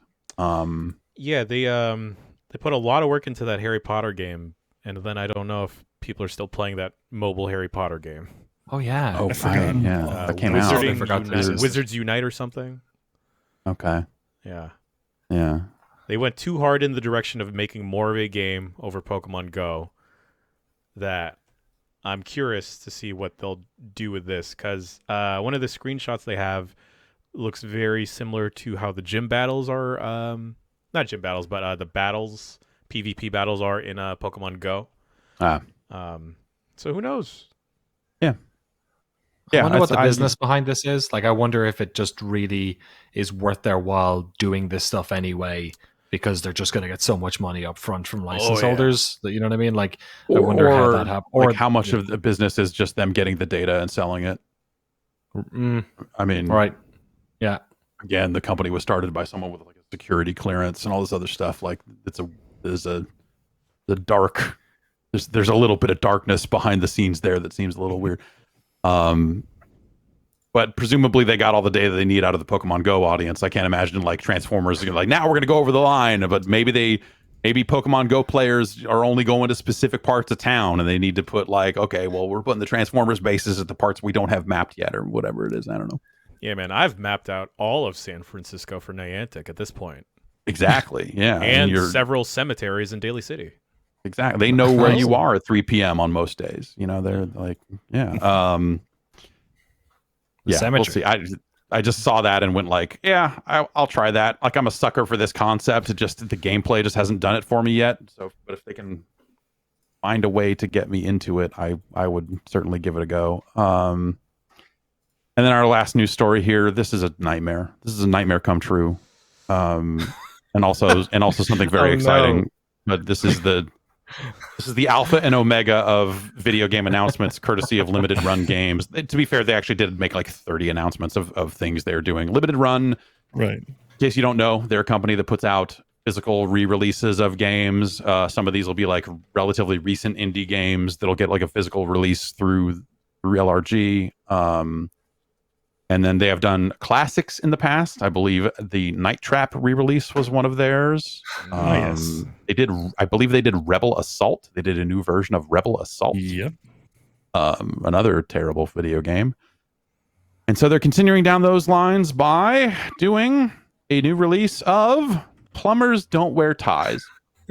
Finally. What? Finally. Fantastic. Everyone's favorite interactive slideshow. Yeah, this came to PC and 3DO in the early 90s. 3DO, yeah. And it is not a full motion video game. It is a slideshow. It's literally a slideshow. Like you said, it is static images of a relatively steamy nature. It is a romantic comedy story. It's comedy. It is a story set in Los Angeles about a plumber and a lady, and it sucks. It's the worst. There's a video of up on the site of us fucking around with the I believe the 3DO version of this thing, and it's terrible. It is just a garbage ass video. It's a bad game. What is this? It makes Night Trap feel like a video game. Yeah, You know, Night Trap is a wonderful, amazing piece of work compared to this.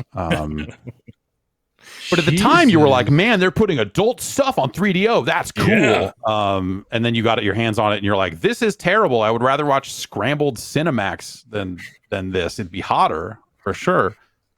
Did not do it for me. Weird. When I was 18 I'm sorry, this or is 19. my first contact with whatever the fuck this is. Yeah, And- make it your last. It's okay. So this is coming. So they're also doing digital releases of this. They are putting this out on PlayStation 4, PlayStation 5, Switch, and PC. Right. The Switch. Perfect for Switch. Yeah, play Plumbers Switch Don't will Wear take Ties anything, on your man. Switch. On the go. I can't No believe Neuro this on Dancer, PS5. man, but I'll take what I can get.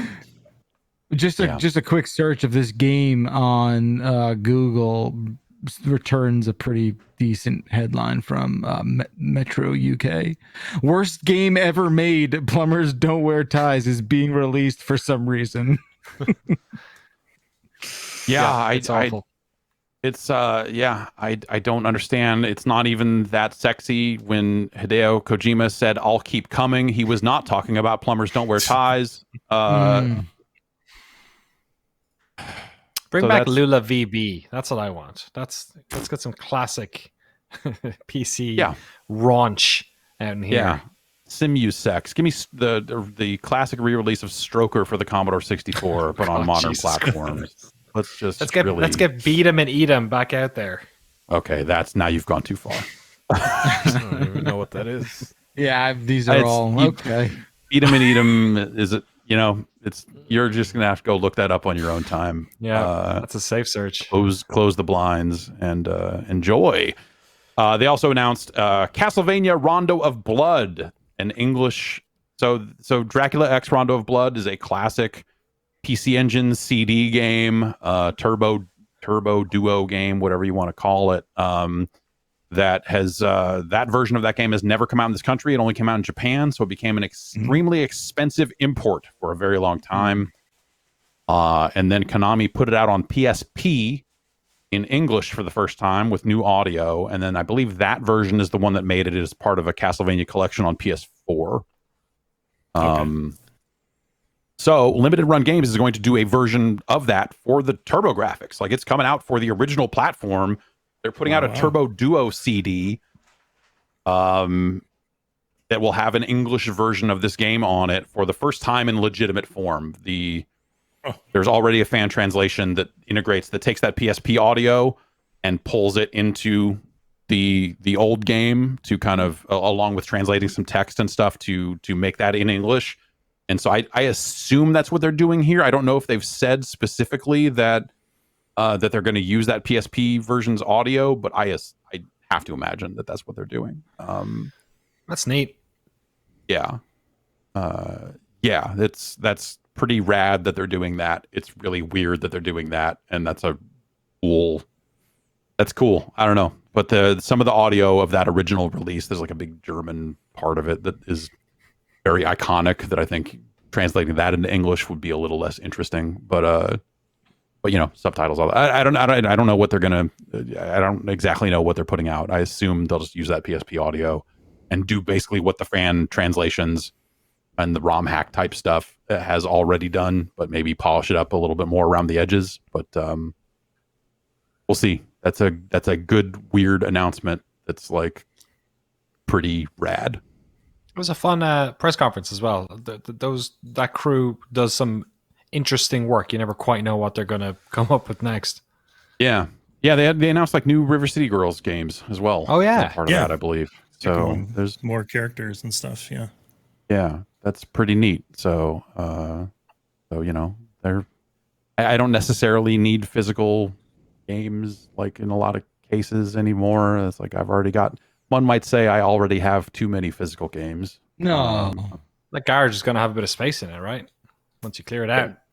Yeah, hopefully getting there. It's there is much more space in it now than even there was you know, a week and a half ago. So it's coming along. But space for a copy of Plumbers Don't Wear Ties, maybe. I mean, they're putting that out digitally, so I could just download that to my Switch and would be fine. So maybe I can just skip that. Plus, I already have the 3DO version sitting on this hard drive down here at my feet. So we'll be okay either way. That's gonna do it for news. Let's take another break. We'll come back. We'll get through some emails here. Some real nonsense came in this week, so stay tuned. Oh, nice. Be back in a moment. It's Lucky Charms time.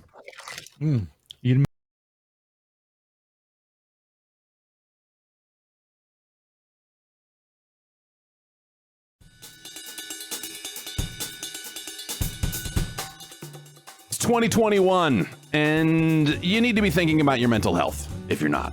You know, just keep it in mind, right? You know, there are a lot of people struggling out there who aren't feeling like their normal selves. You know, we're coming off of a real crazy year, crazy handful of years, really. And if you're struggling, there's therapy. Therapy can help. You know, it doesn't have to be sitting around just talking about your feelings. Therapy can kind of be whatever you want it to be, whatever you need it to be. You can privately talk to someone. If you feel like you're not dealing well with stress or you're having relationship issues and so on, whatever you need, it's time to stop being ashamed of, you know, normal human struggles. It's regular stuff, but you can work through it. You can feel better because you deserve to be happy. And now you don't have to worry about finding an in-person therapist near you to help because there's BetterHelp. BetterHelp is a customized online therapy that offers video, phone, and live chat sessions with your therapist, so you don't have to see anyone on camera if you don't want to. It can be more affordable than in-person therapy, and you can start communicating with your therapist in under 48 hours. Join the millions of people who are seeing what therapy is really about. You know, see if it's for you, because you're your greatest asset. This podcast is sponsored by BetterHelp, and you can get 10% off your first month at betterhelp.com/bombcast. That's betterhelp.com/bombcast.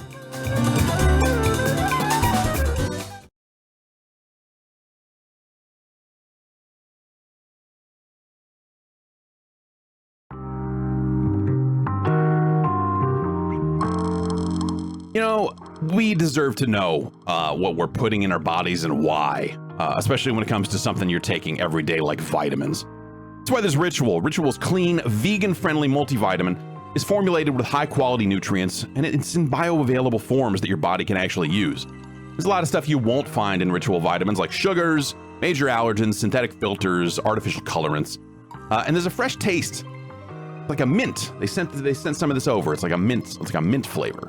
They got delayed release capsule design that makes taking your vitamins easy. A multivitamin should contain key nutrients and forms your body can actually use.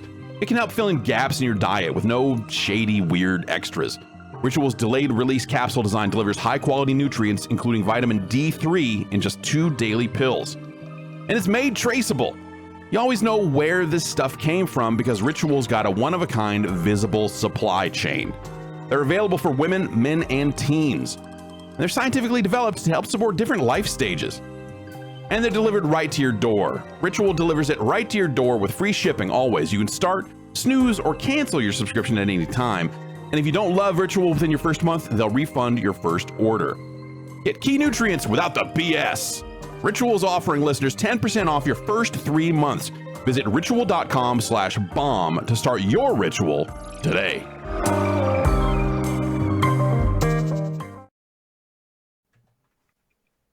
And we're back. Hello. Hi, everyone. It's time for the third and final segment of this edition of the Giant Bombcast, which is a little something we call emails.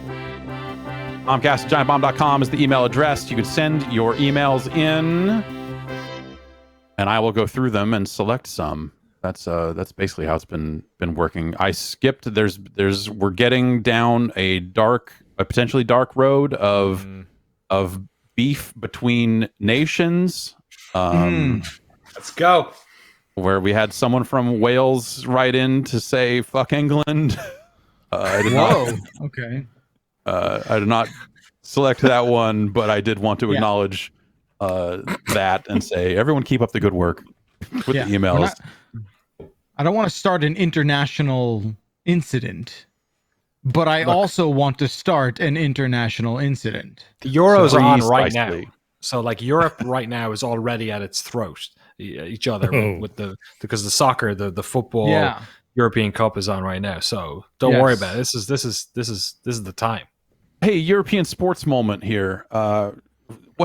Some guy get really fucked up playing soccer. Is he okay? Yeah, someone he's had a fine, heart attack, thankfully. right? Yeah, Christian Eriksen had a cardiac arrest on the pitch in the second half. Oh shit! Okay, I thought it was like an injury situation, but geez, okay, no, that's way he crazier. Collapsed and had a heart attack. They resuscitated him on the field in front of the fans, and the team did like an honor guard around him so that like no one could watch. Basically, it was cool.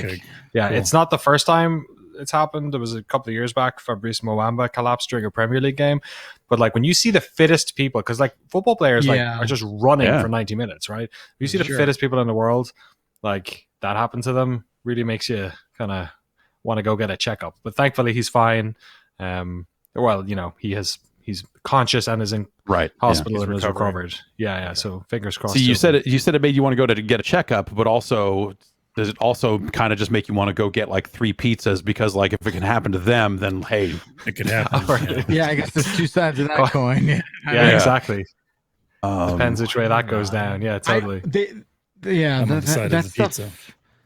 I feel like that does happen maybe more than you would expect. Like I've definitely seen it, not seen it personally, but you hear about it in hockey too, with like these exceptionally fit people. And you're just like, what is happening? Why? It's very scary. But I'm glad sounds like he's doing all right.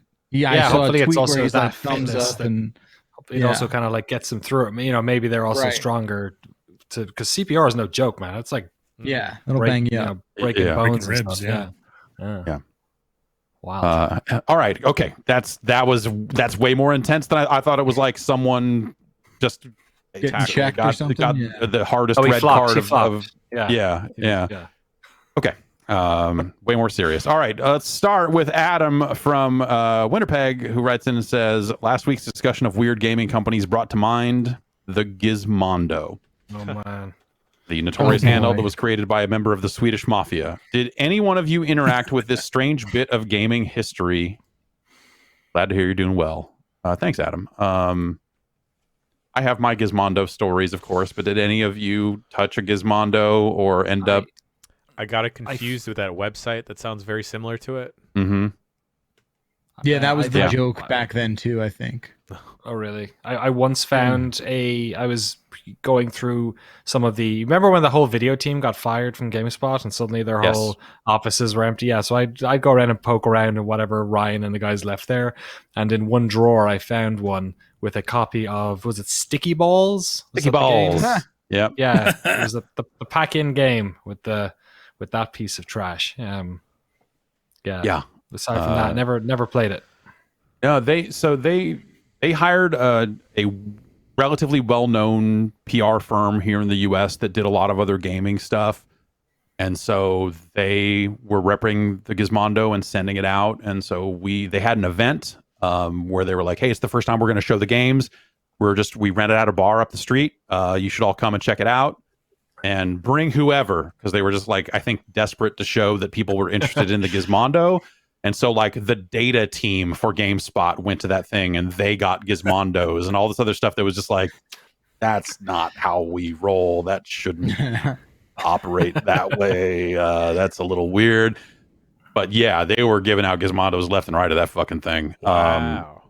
And in a desperate kind of way. And I remember hearing that years later, anyone who was working for that PR firm someone ended up with all of that Gizmondo stuff that was left over when that contract was up with that PR firm. That guy went to jail, right? Right. There was like a Ferrari crash, and there was all this. There was the Dietrich Ferrari crash where it was like, oh, Dietrich was driving and he ran off into the forest, and it was my friend Dietrich. It wasn't me. It was definitely Dietrich. And then like, Jesus. And that was just the tip of the iceberg. So I have multiple Gizmondos and like multiple copies of most of those games, and also like they had like a GPS thing in there, so there was a GPS cartridge for it, but I don't know if it worked in the US. It might have just been like roads in the UK or something. But that thing's a disaster. It was a terrible, but also like half the time when you would get it and try to put a game in it and play it, it wouldn't work. Like getting it to do the thing that it was ostensibly built to do, it was like difficult to get it running right. It just is such a piece of shit. And it was also always expecting you to have a SIM card in it, and no one was going to put their SIM card in the fucking Gizmondo. So like getting people to put it in an N-Gage was hard. I used an N-Gage as a phone for like 2 months when it first came out because I thought it'd be hilarious. But but yeah, so like the Gizmondo just didn't, it was unreliable. Like you would try to turn it on and start a game that you would insert it in it, and that was unreliable, in my experience anyway. And so it's just a disaster from top to bottom. Mama Can I Mow the Lawn, I don't think ever came out, and that was like the most exciting sounding game for it because it was just the dumbest name. Wow.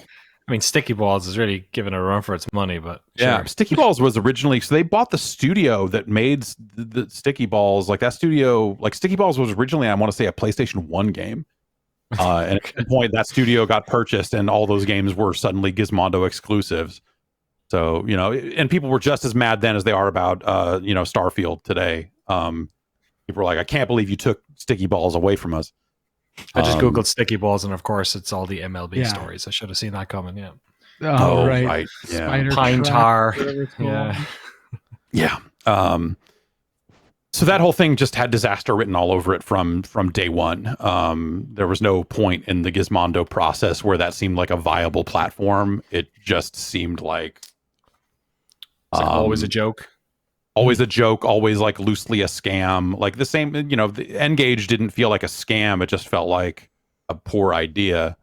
But Gizmondo always felt like this isn't real. Like I'm holding one and I have played a video game on it, but it's still, this doesn't necessarily feel real to me. Very strange. How much was it when it came out? Probably a few $100. If you could find one. I don't also, remember. I think it was only out for a very short period of time before that whole thing collapsed, right? Like months. Yeah. Probably not a full year. And even then, didn't they only sell it at like cell phone stores? Because it was like a device that you were supposed to be getting a SIM card for and all this other stuff. Right. But it was not a phone. Fuck. It's taking all the boxes. Yeah. All of this because of Snake. Snake really has a lot to answer for. Yeah, it's true. It's true. It's all Nokia's fault. Yeah. It sounds like N-Gage emulation is getting better out there, speaking of the N-Gage. Oh, it's getting better. Oh, goodness. Yeah. It was so hard to play games on that thing. Just because it'd be joystick controls, but you'd have to press the buttons. So like that was you tried to do up phone, and right? left at the same time. Yeah, I remember playing Rick Dangerous on it once and just being, it's fucking impossible to play this old ass Amiga game on this thing because it's just you can't hit both buttons at the same time. It doesn't know what to do. It's a phone. It's usually hitting one at the The original proper N-Gage had a real D-pad on it, and it was like the two action buttons were mapped to like 5 and 7 or something. Yeah. But once they eventually got rid of the dedicated N-Gage hardware, they tried to make it just like the same way Microsoft's trying to make Xbox be a thing that can happen on PC and can happen anywhere. At some point with N-Gage, they were like, that's not a specific device. It's just like these phones are N-Gage capable. And then you had like phones that were like even worse for video gaming being billed as N-Gage phones. It was just like a extra layer of that disaster. All right. Alec from Windsor, Ontario writes in with a question for the genre dicks. What's the difference between a rogue-like and a rogue-lite? Follow-up question is rogue a rogue-like or a rogue-lite? What was it called when it was originally released? Okay. Oh, geez. So here we go. All right, let's talk about Rogue, the game no one's ever played. Well, actually. Yeah. So Rogue is Rogue. It's a ASCII art dungeon crawling game from probably like the 70s, right? It's probably of that ilk, if not early 80s. At that part, I don't know. Rogue-like is specifically a game that is looking to duplicate a lot of things about actual Rogue. Not necessarily the genre, but the actual game itself, in terms of sometimes that can, I think, extend even into the ASCII art and that sort of style and all other stuff. It is a game that is like Rogue in highly specific ways. Like that is why it becomes like people who are making this distinction are in some ways genre dicks themselves. Oh. Rogue Lite is a game with permadeath. Anything that's got permadeath and is a run-based game, we can safely call a Rogue Lite at this point, because it's, Spelunky is not like Rogue, but it has permadeath. It has, it is a different. It regenerates itself every time you play it, so it's a fresh maze of levels, like Rogue was, but it's not that specific genre, that specific style of game. So that is why it is a Rogue Lite.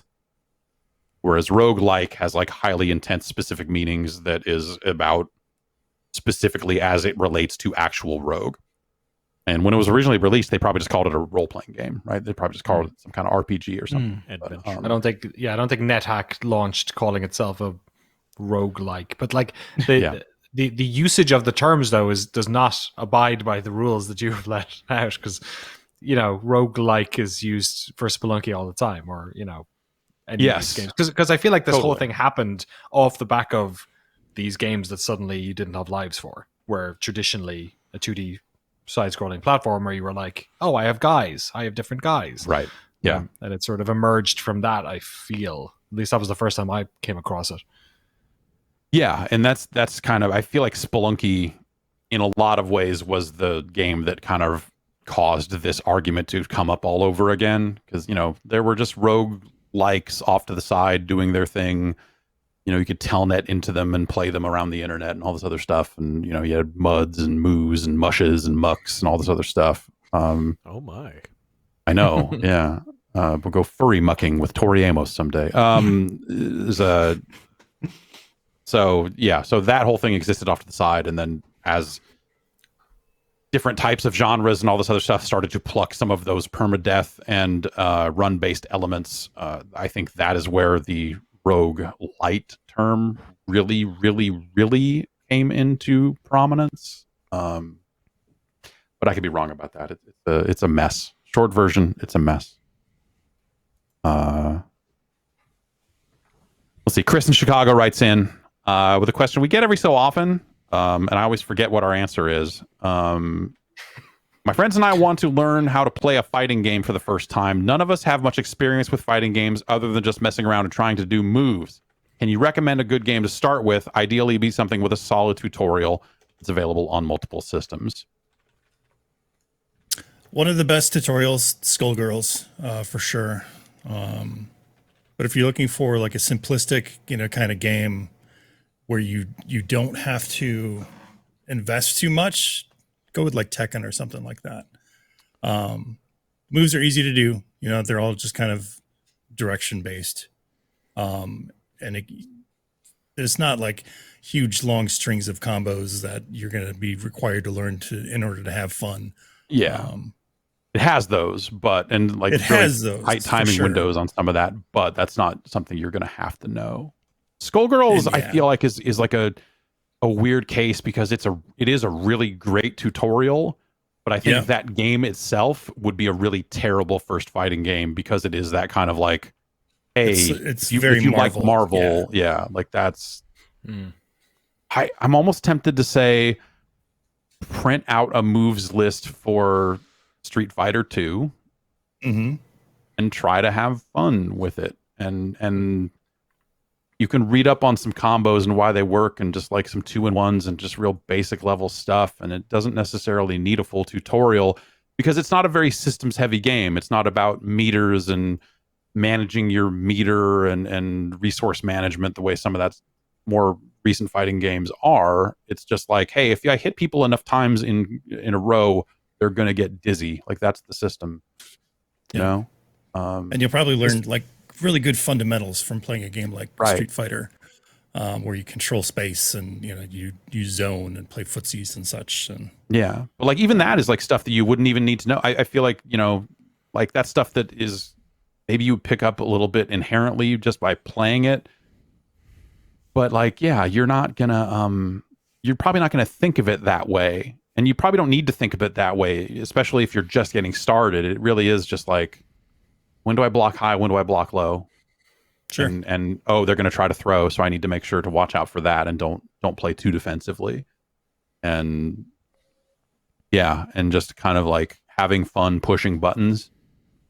I think Street Fighter II in a lot of ways still is perfect for that, and then even later by the end of the Street Fighter 2, by the time they got to Super Turbo, you had meters and all that other stuff, and you had supers and all that other stuff. And I would probably say, graduate to that at some point, but just learn how to do quarter circles and hit punch and throw fireballs, and how to do that versus how to do a dragon punch, and what the difference between them is move wise, and see how it goes.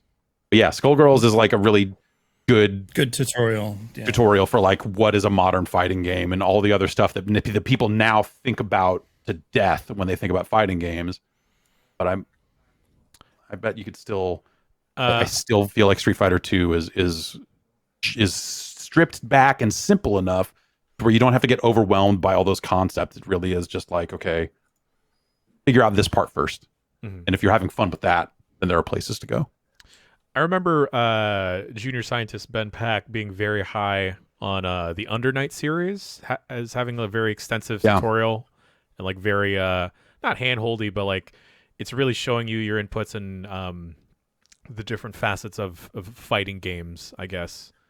The game that comes to mind, whenever we used to do like parties at our place years and years and years ago, and we had like people over who didn't really play games, we'd always throw Injustice on, because it was one of those games that like, if this is probably the inverse of the question, because I don't think anyone got good at it, but it's a fighting game you can play and feel like you're really good. Like a lot of like cool shit happens, by default. But I'd never played Injustice 2, so I don't know if it was as zany and fun as the original one, because that was like almost 10 years ago now, probably. Yeah, it was still up there, and it was just as easy to do a super move. You just hit L2, R2, and going for it. No super complicated motions to memorize for your super. Yeah, and they tried to keep it both ways, where it was back to block, but still had the kind of Mortal Kombat style button inputs. And you could do is like they had options, so like you could set it to more quarter circle motions instead of down forward motions. It's like a subtle difference, but that's that game's always a good time too. Chris from South Dakota writes in and says, why do games have press start title screens? It's often just kind of an obnoxious extra step to get to the game's main menu. Do they think we forgot the title of the game we're playing and we somehow need to acknowledge it? No, come on. This is just one of those things where I think I know the answer to this question, but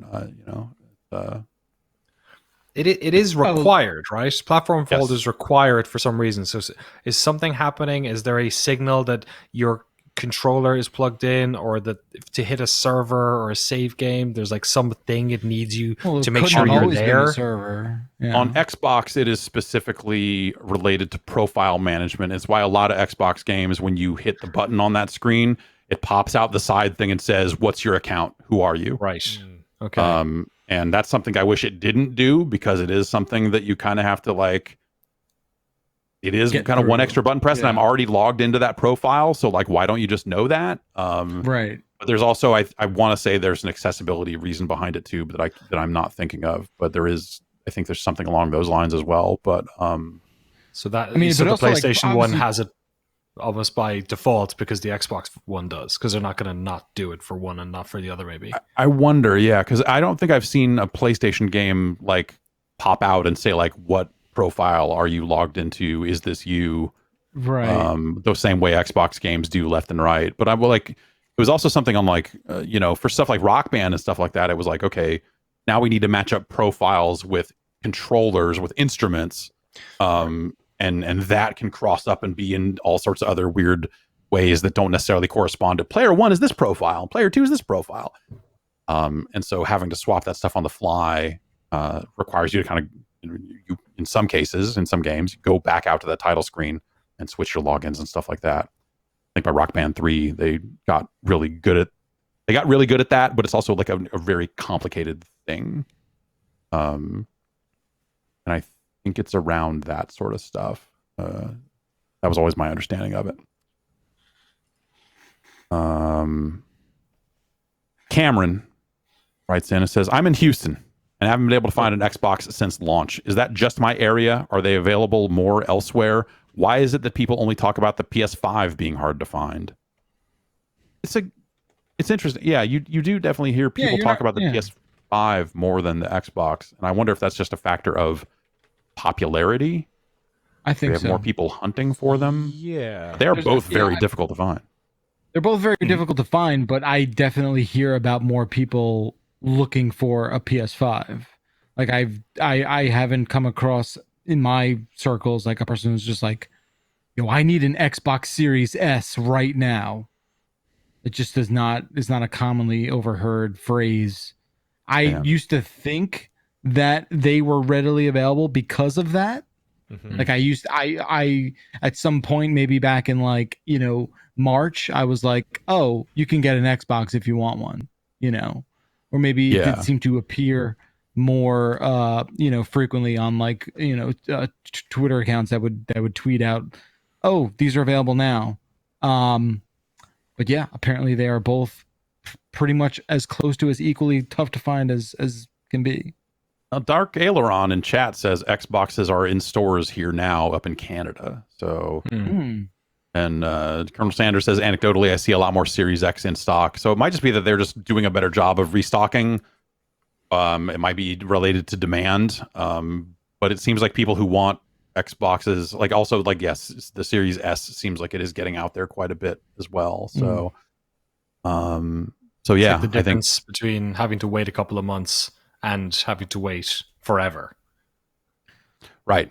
Yeah. Yeah. Something like that. It is also maybe not necessarily like the entire business model of like selling consoles, for Microsoft too, right? Like they are, seems like they are just as happy. Well, not just as happy, but are fine if you're just buying a Game Pass subscription for your old PC. So, Yeah, they're definitely in a little bit of a different spot or whatever. Sure. Daltamon says, I just got a Series X like a week ago from Best Buy online, which was surprising. So yeah, I see them out of stock most of the time as well. But Don Pure Evil says here in Germany, the Series S is easily available. The Series X is a bit harder to get, but not as hard as a PS5. So it seems like, it kind of seems like Microsoft is restocking a bit more frequently, but it may also just be like, a lot of people talking about Ratchet. So that's going to then raise the profile of people wanting to find a PS5. Whereas on the Xbox side, there's not really been that game yet. So that's probably something of a factor there too. Aaron in New York writes in with, all right, here's the details we want to know. Aaron has read the Spy Hunter and Paperboy comic book and has taken some notes. Okay, cool. Okay. Great. Man on the field. Yeah. He wrote in about the comic to begin with. Okay, here's this. I read the first issue. It was okay. I do like the art, kind of a communist propaganda style, blocky but with nice detail. The coloring is pretty nice too. Here are the notes I took while reading it. A lot of notes here. Set in 1964. These are just bullet points.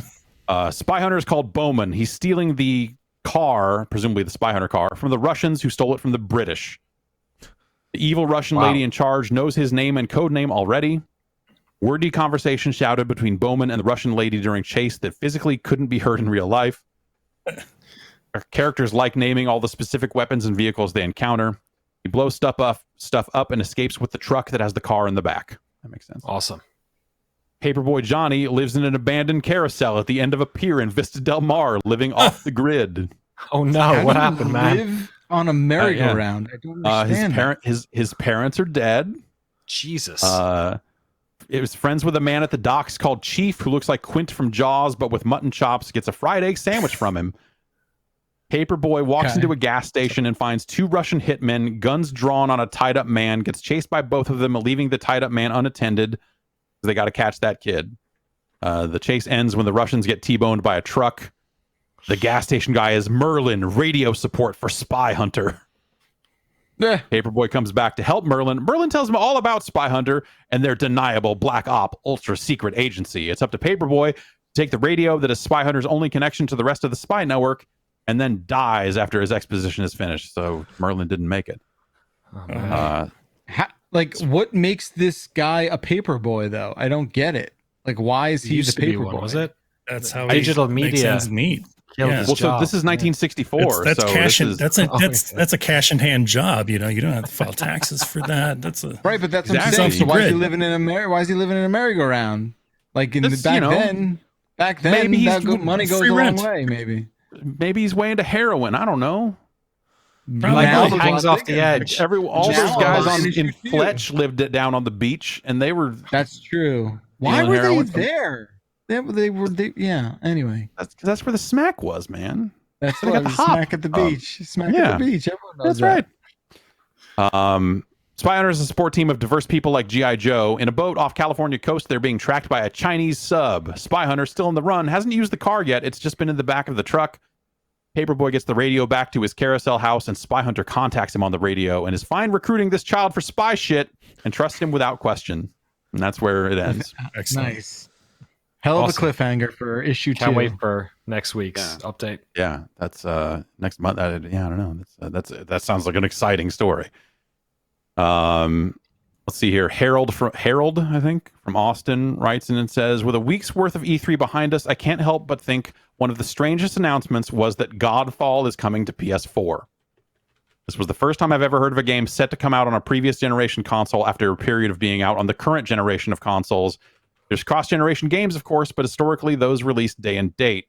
Is Godfall PS4 the product of living in strange times with a hardware shortage, or is this something that has happened before? Does it feel weird to anyone else, or just me?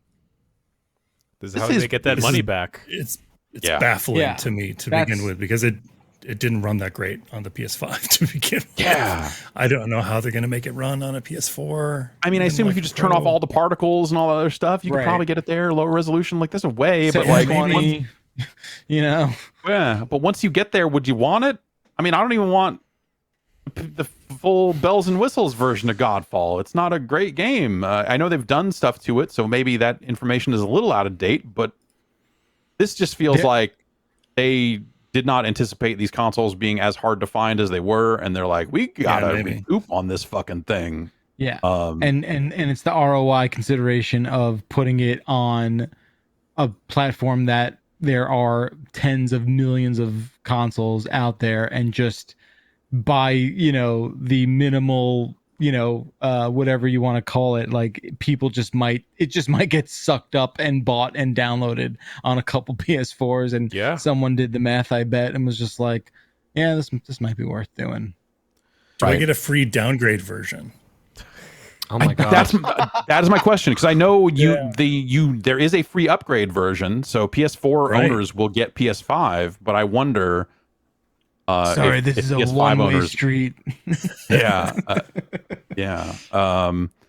So people, these are kind of different situations. Someone in chat mentioned Virtua Fighter coming out on the Mega Drive after it had come out on the Saturn, which I feel like that's a completely different video game at that point, though. Yeah, it really was. The Genesis version of VF2 was like a side-scrolling thing. It's just not the same. I can't think of any situation because most of this stuff ends up being day and date. I always think about like the PS1 games that were coming out after the PS2 was out.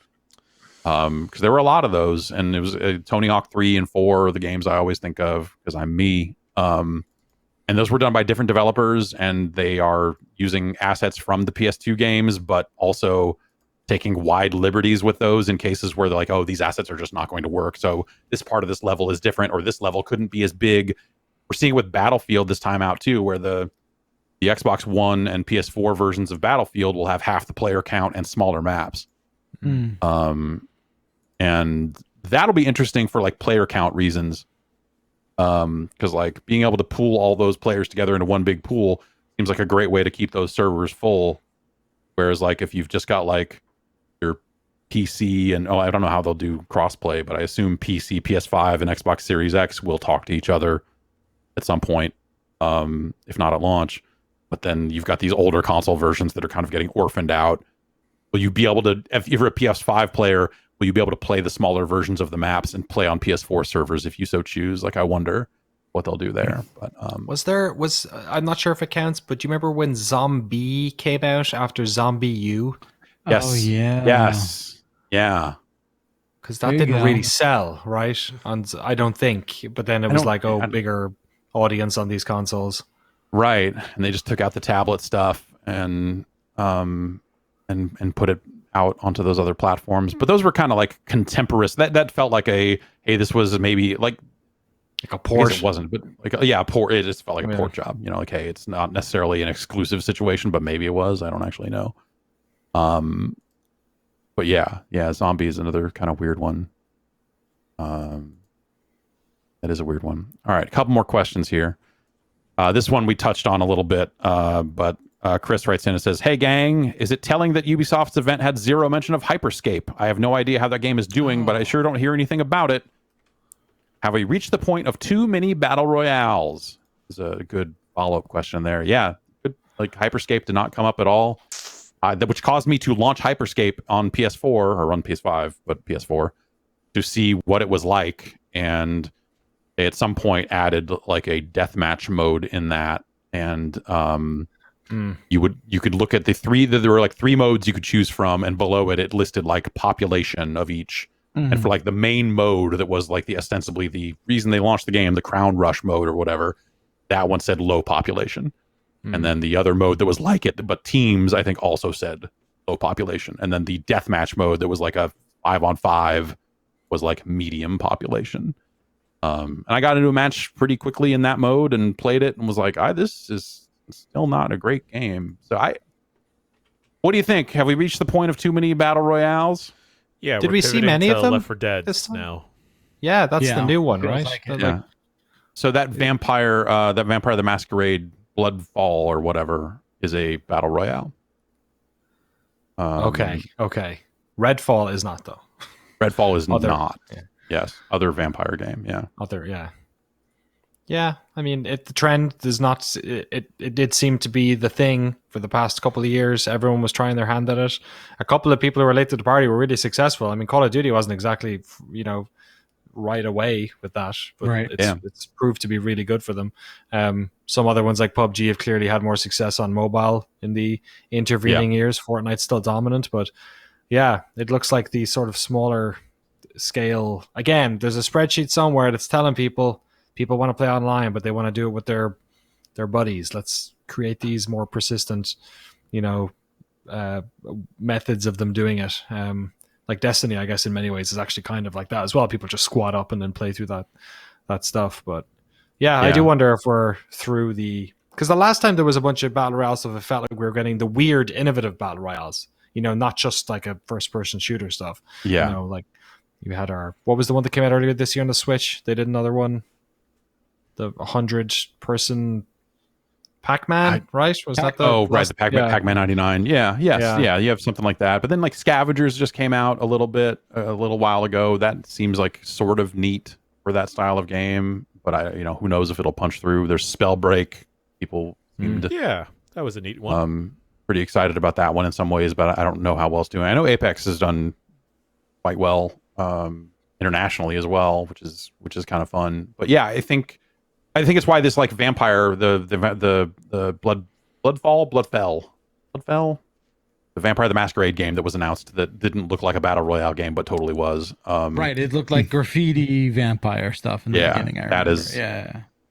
That being one of them. And like I think there's if you can find a different hook for it, I feel like the first person shooter or the just pure shooter battle royale, I feel like that is very saturated, but I think there's probably still room to do something else with the battle royale concepts that could carve out it. It's just a matter of like someone making a great game at the end of the day, right? I mean, I think I would have said that when it was just PUBG and Fortnite, and then you had Call of Duty come through, you had Apex come through, like all that stuff. Blood Hunt, that's the name of that game. God damn it. Yeah. Yeah, because the concept on its own is not all that novel anymore. It used to be just the whole idea of there being 100 to 1 in one of these types of 3D environments was like super interesting, but like it's quite played out now, actually, weirdly enough. So yeah, something fresh on it. It's also tough to like break into some of those games, I think.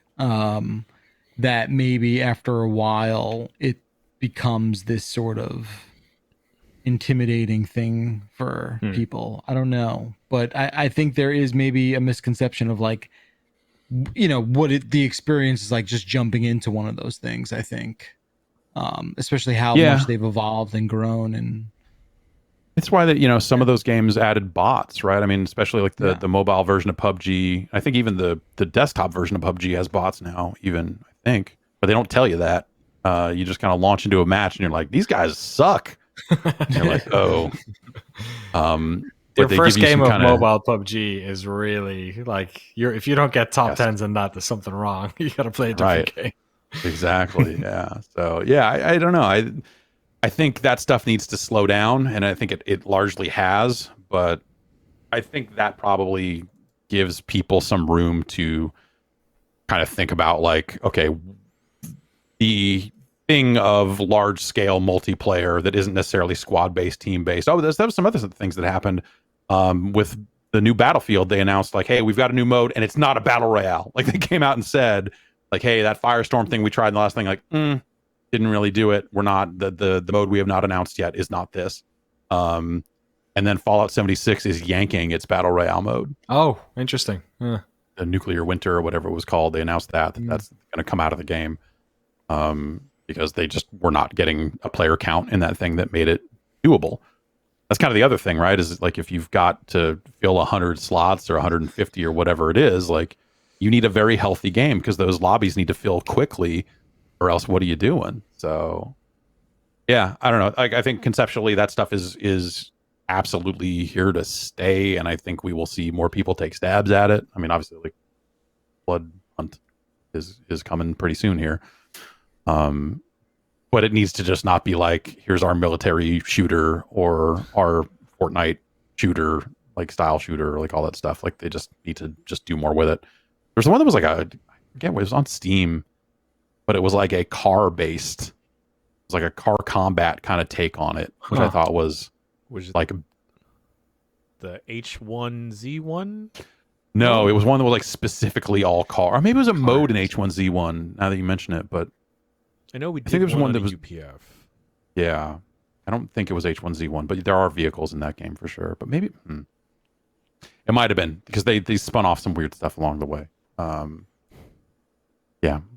We'll see. Last question.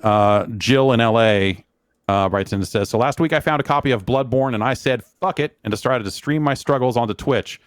Upon choosing Bloodborne as the category, one of the automatic tags Twitch gives to games/categories was Metroidvania. I would like everyone's thoughts on how Bloodborne is or is not a Metroidvania. If the consensus is yes, then this is the first Strand-like Metroidvania, or can you think of another? There's no locking things behind abilities. They're locking doors based on if you can get to the create the shortcut, but there's no like here's an ability. Everything you can do in that game you can basically do from the start, except for picking up different types of things for your weapons to make them fire based or something. Are there no items that you get in that game that will, I mean, other than like, hey, you found a key that lets you open the shortcut, right? I mean, that's it. Bosses open doors, shortcuts, maybe one of the I don't think so. Isn't the part of the Metroidvania thing that it's like an ability, like, oh, if I could only get up there if I had a double jump, like there's nothing like that. Yeah. It's just it's a double jump, or like I can shoot missiles and now I can open red doors. Like those are the two things that I think of when I think about the Metroidvania stuff. And sorry. When I think of Bloodborne, you open the red doors with the missiles. Cannon, spec all the way to that. Yeah. Weird.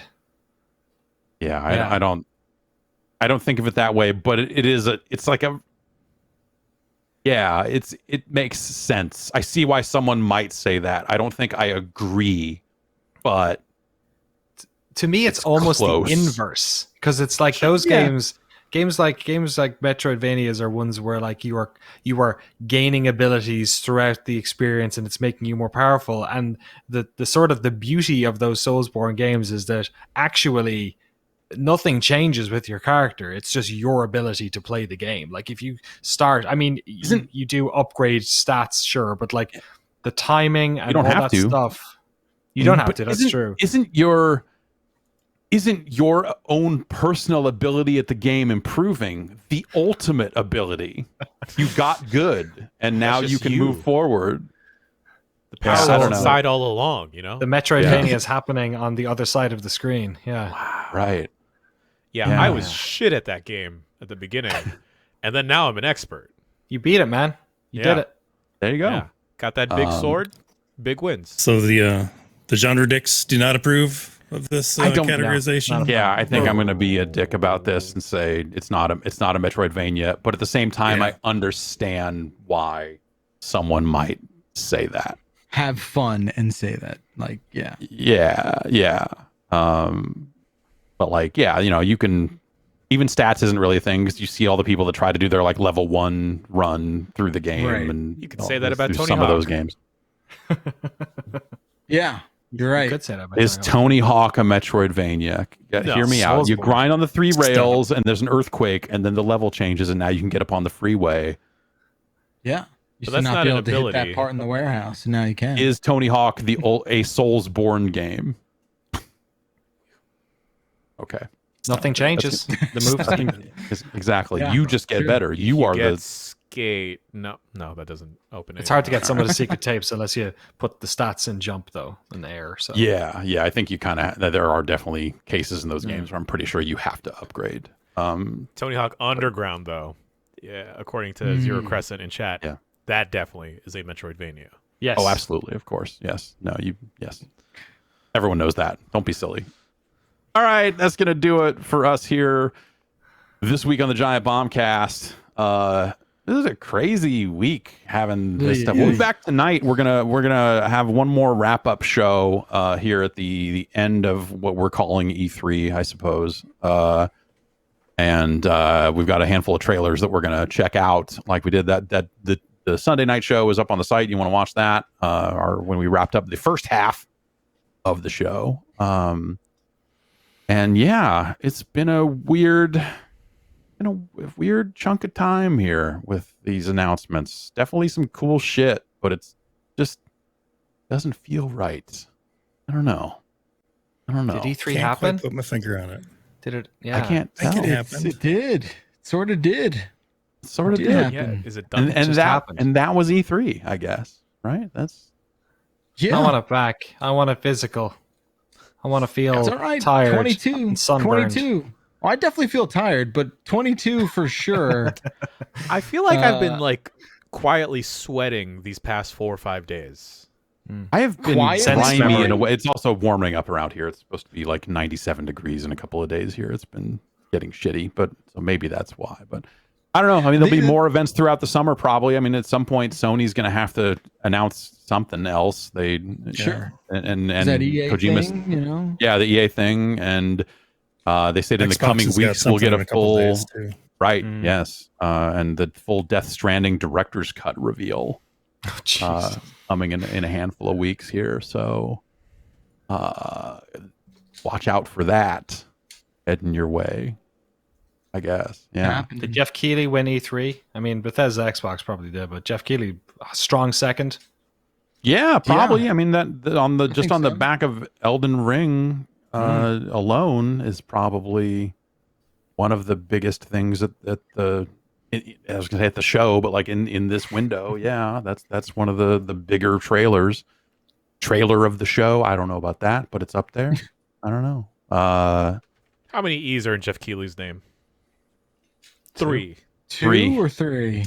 He won E3 this whole time. He was E3 this whole time. Oh yeah. Wow. Holy shit. Jan connected the dots. That's right, baby. It goes all Holy the way shit. back. All right. It's Keely's We have to- Kaiser Soze moment right here. We have to end this show now. We'll be back next week with another episode of the Giant Bombcast. And we'll be back tonight, 7 p.m. Pacific time, if you're hearing this live, or on Tuesday, to go over some more of this show that we just had. So stay tuned, everybody. Love y'all. See you soon. Bye.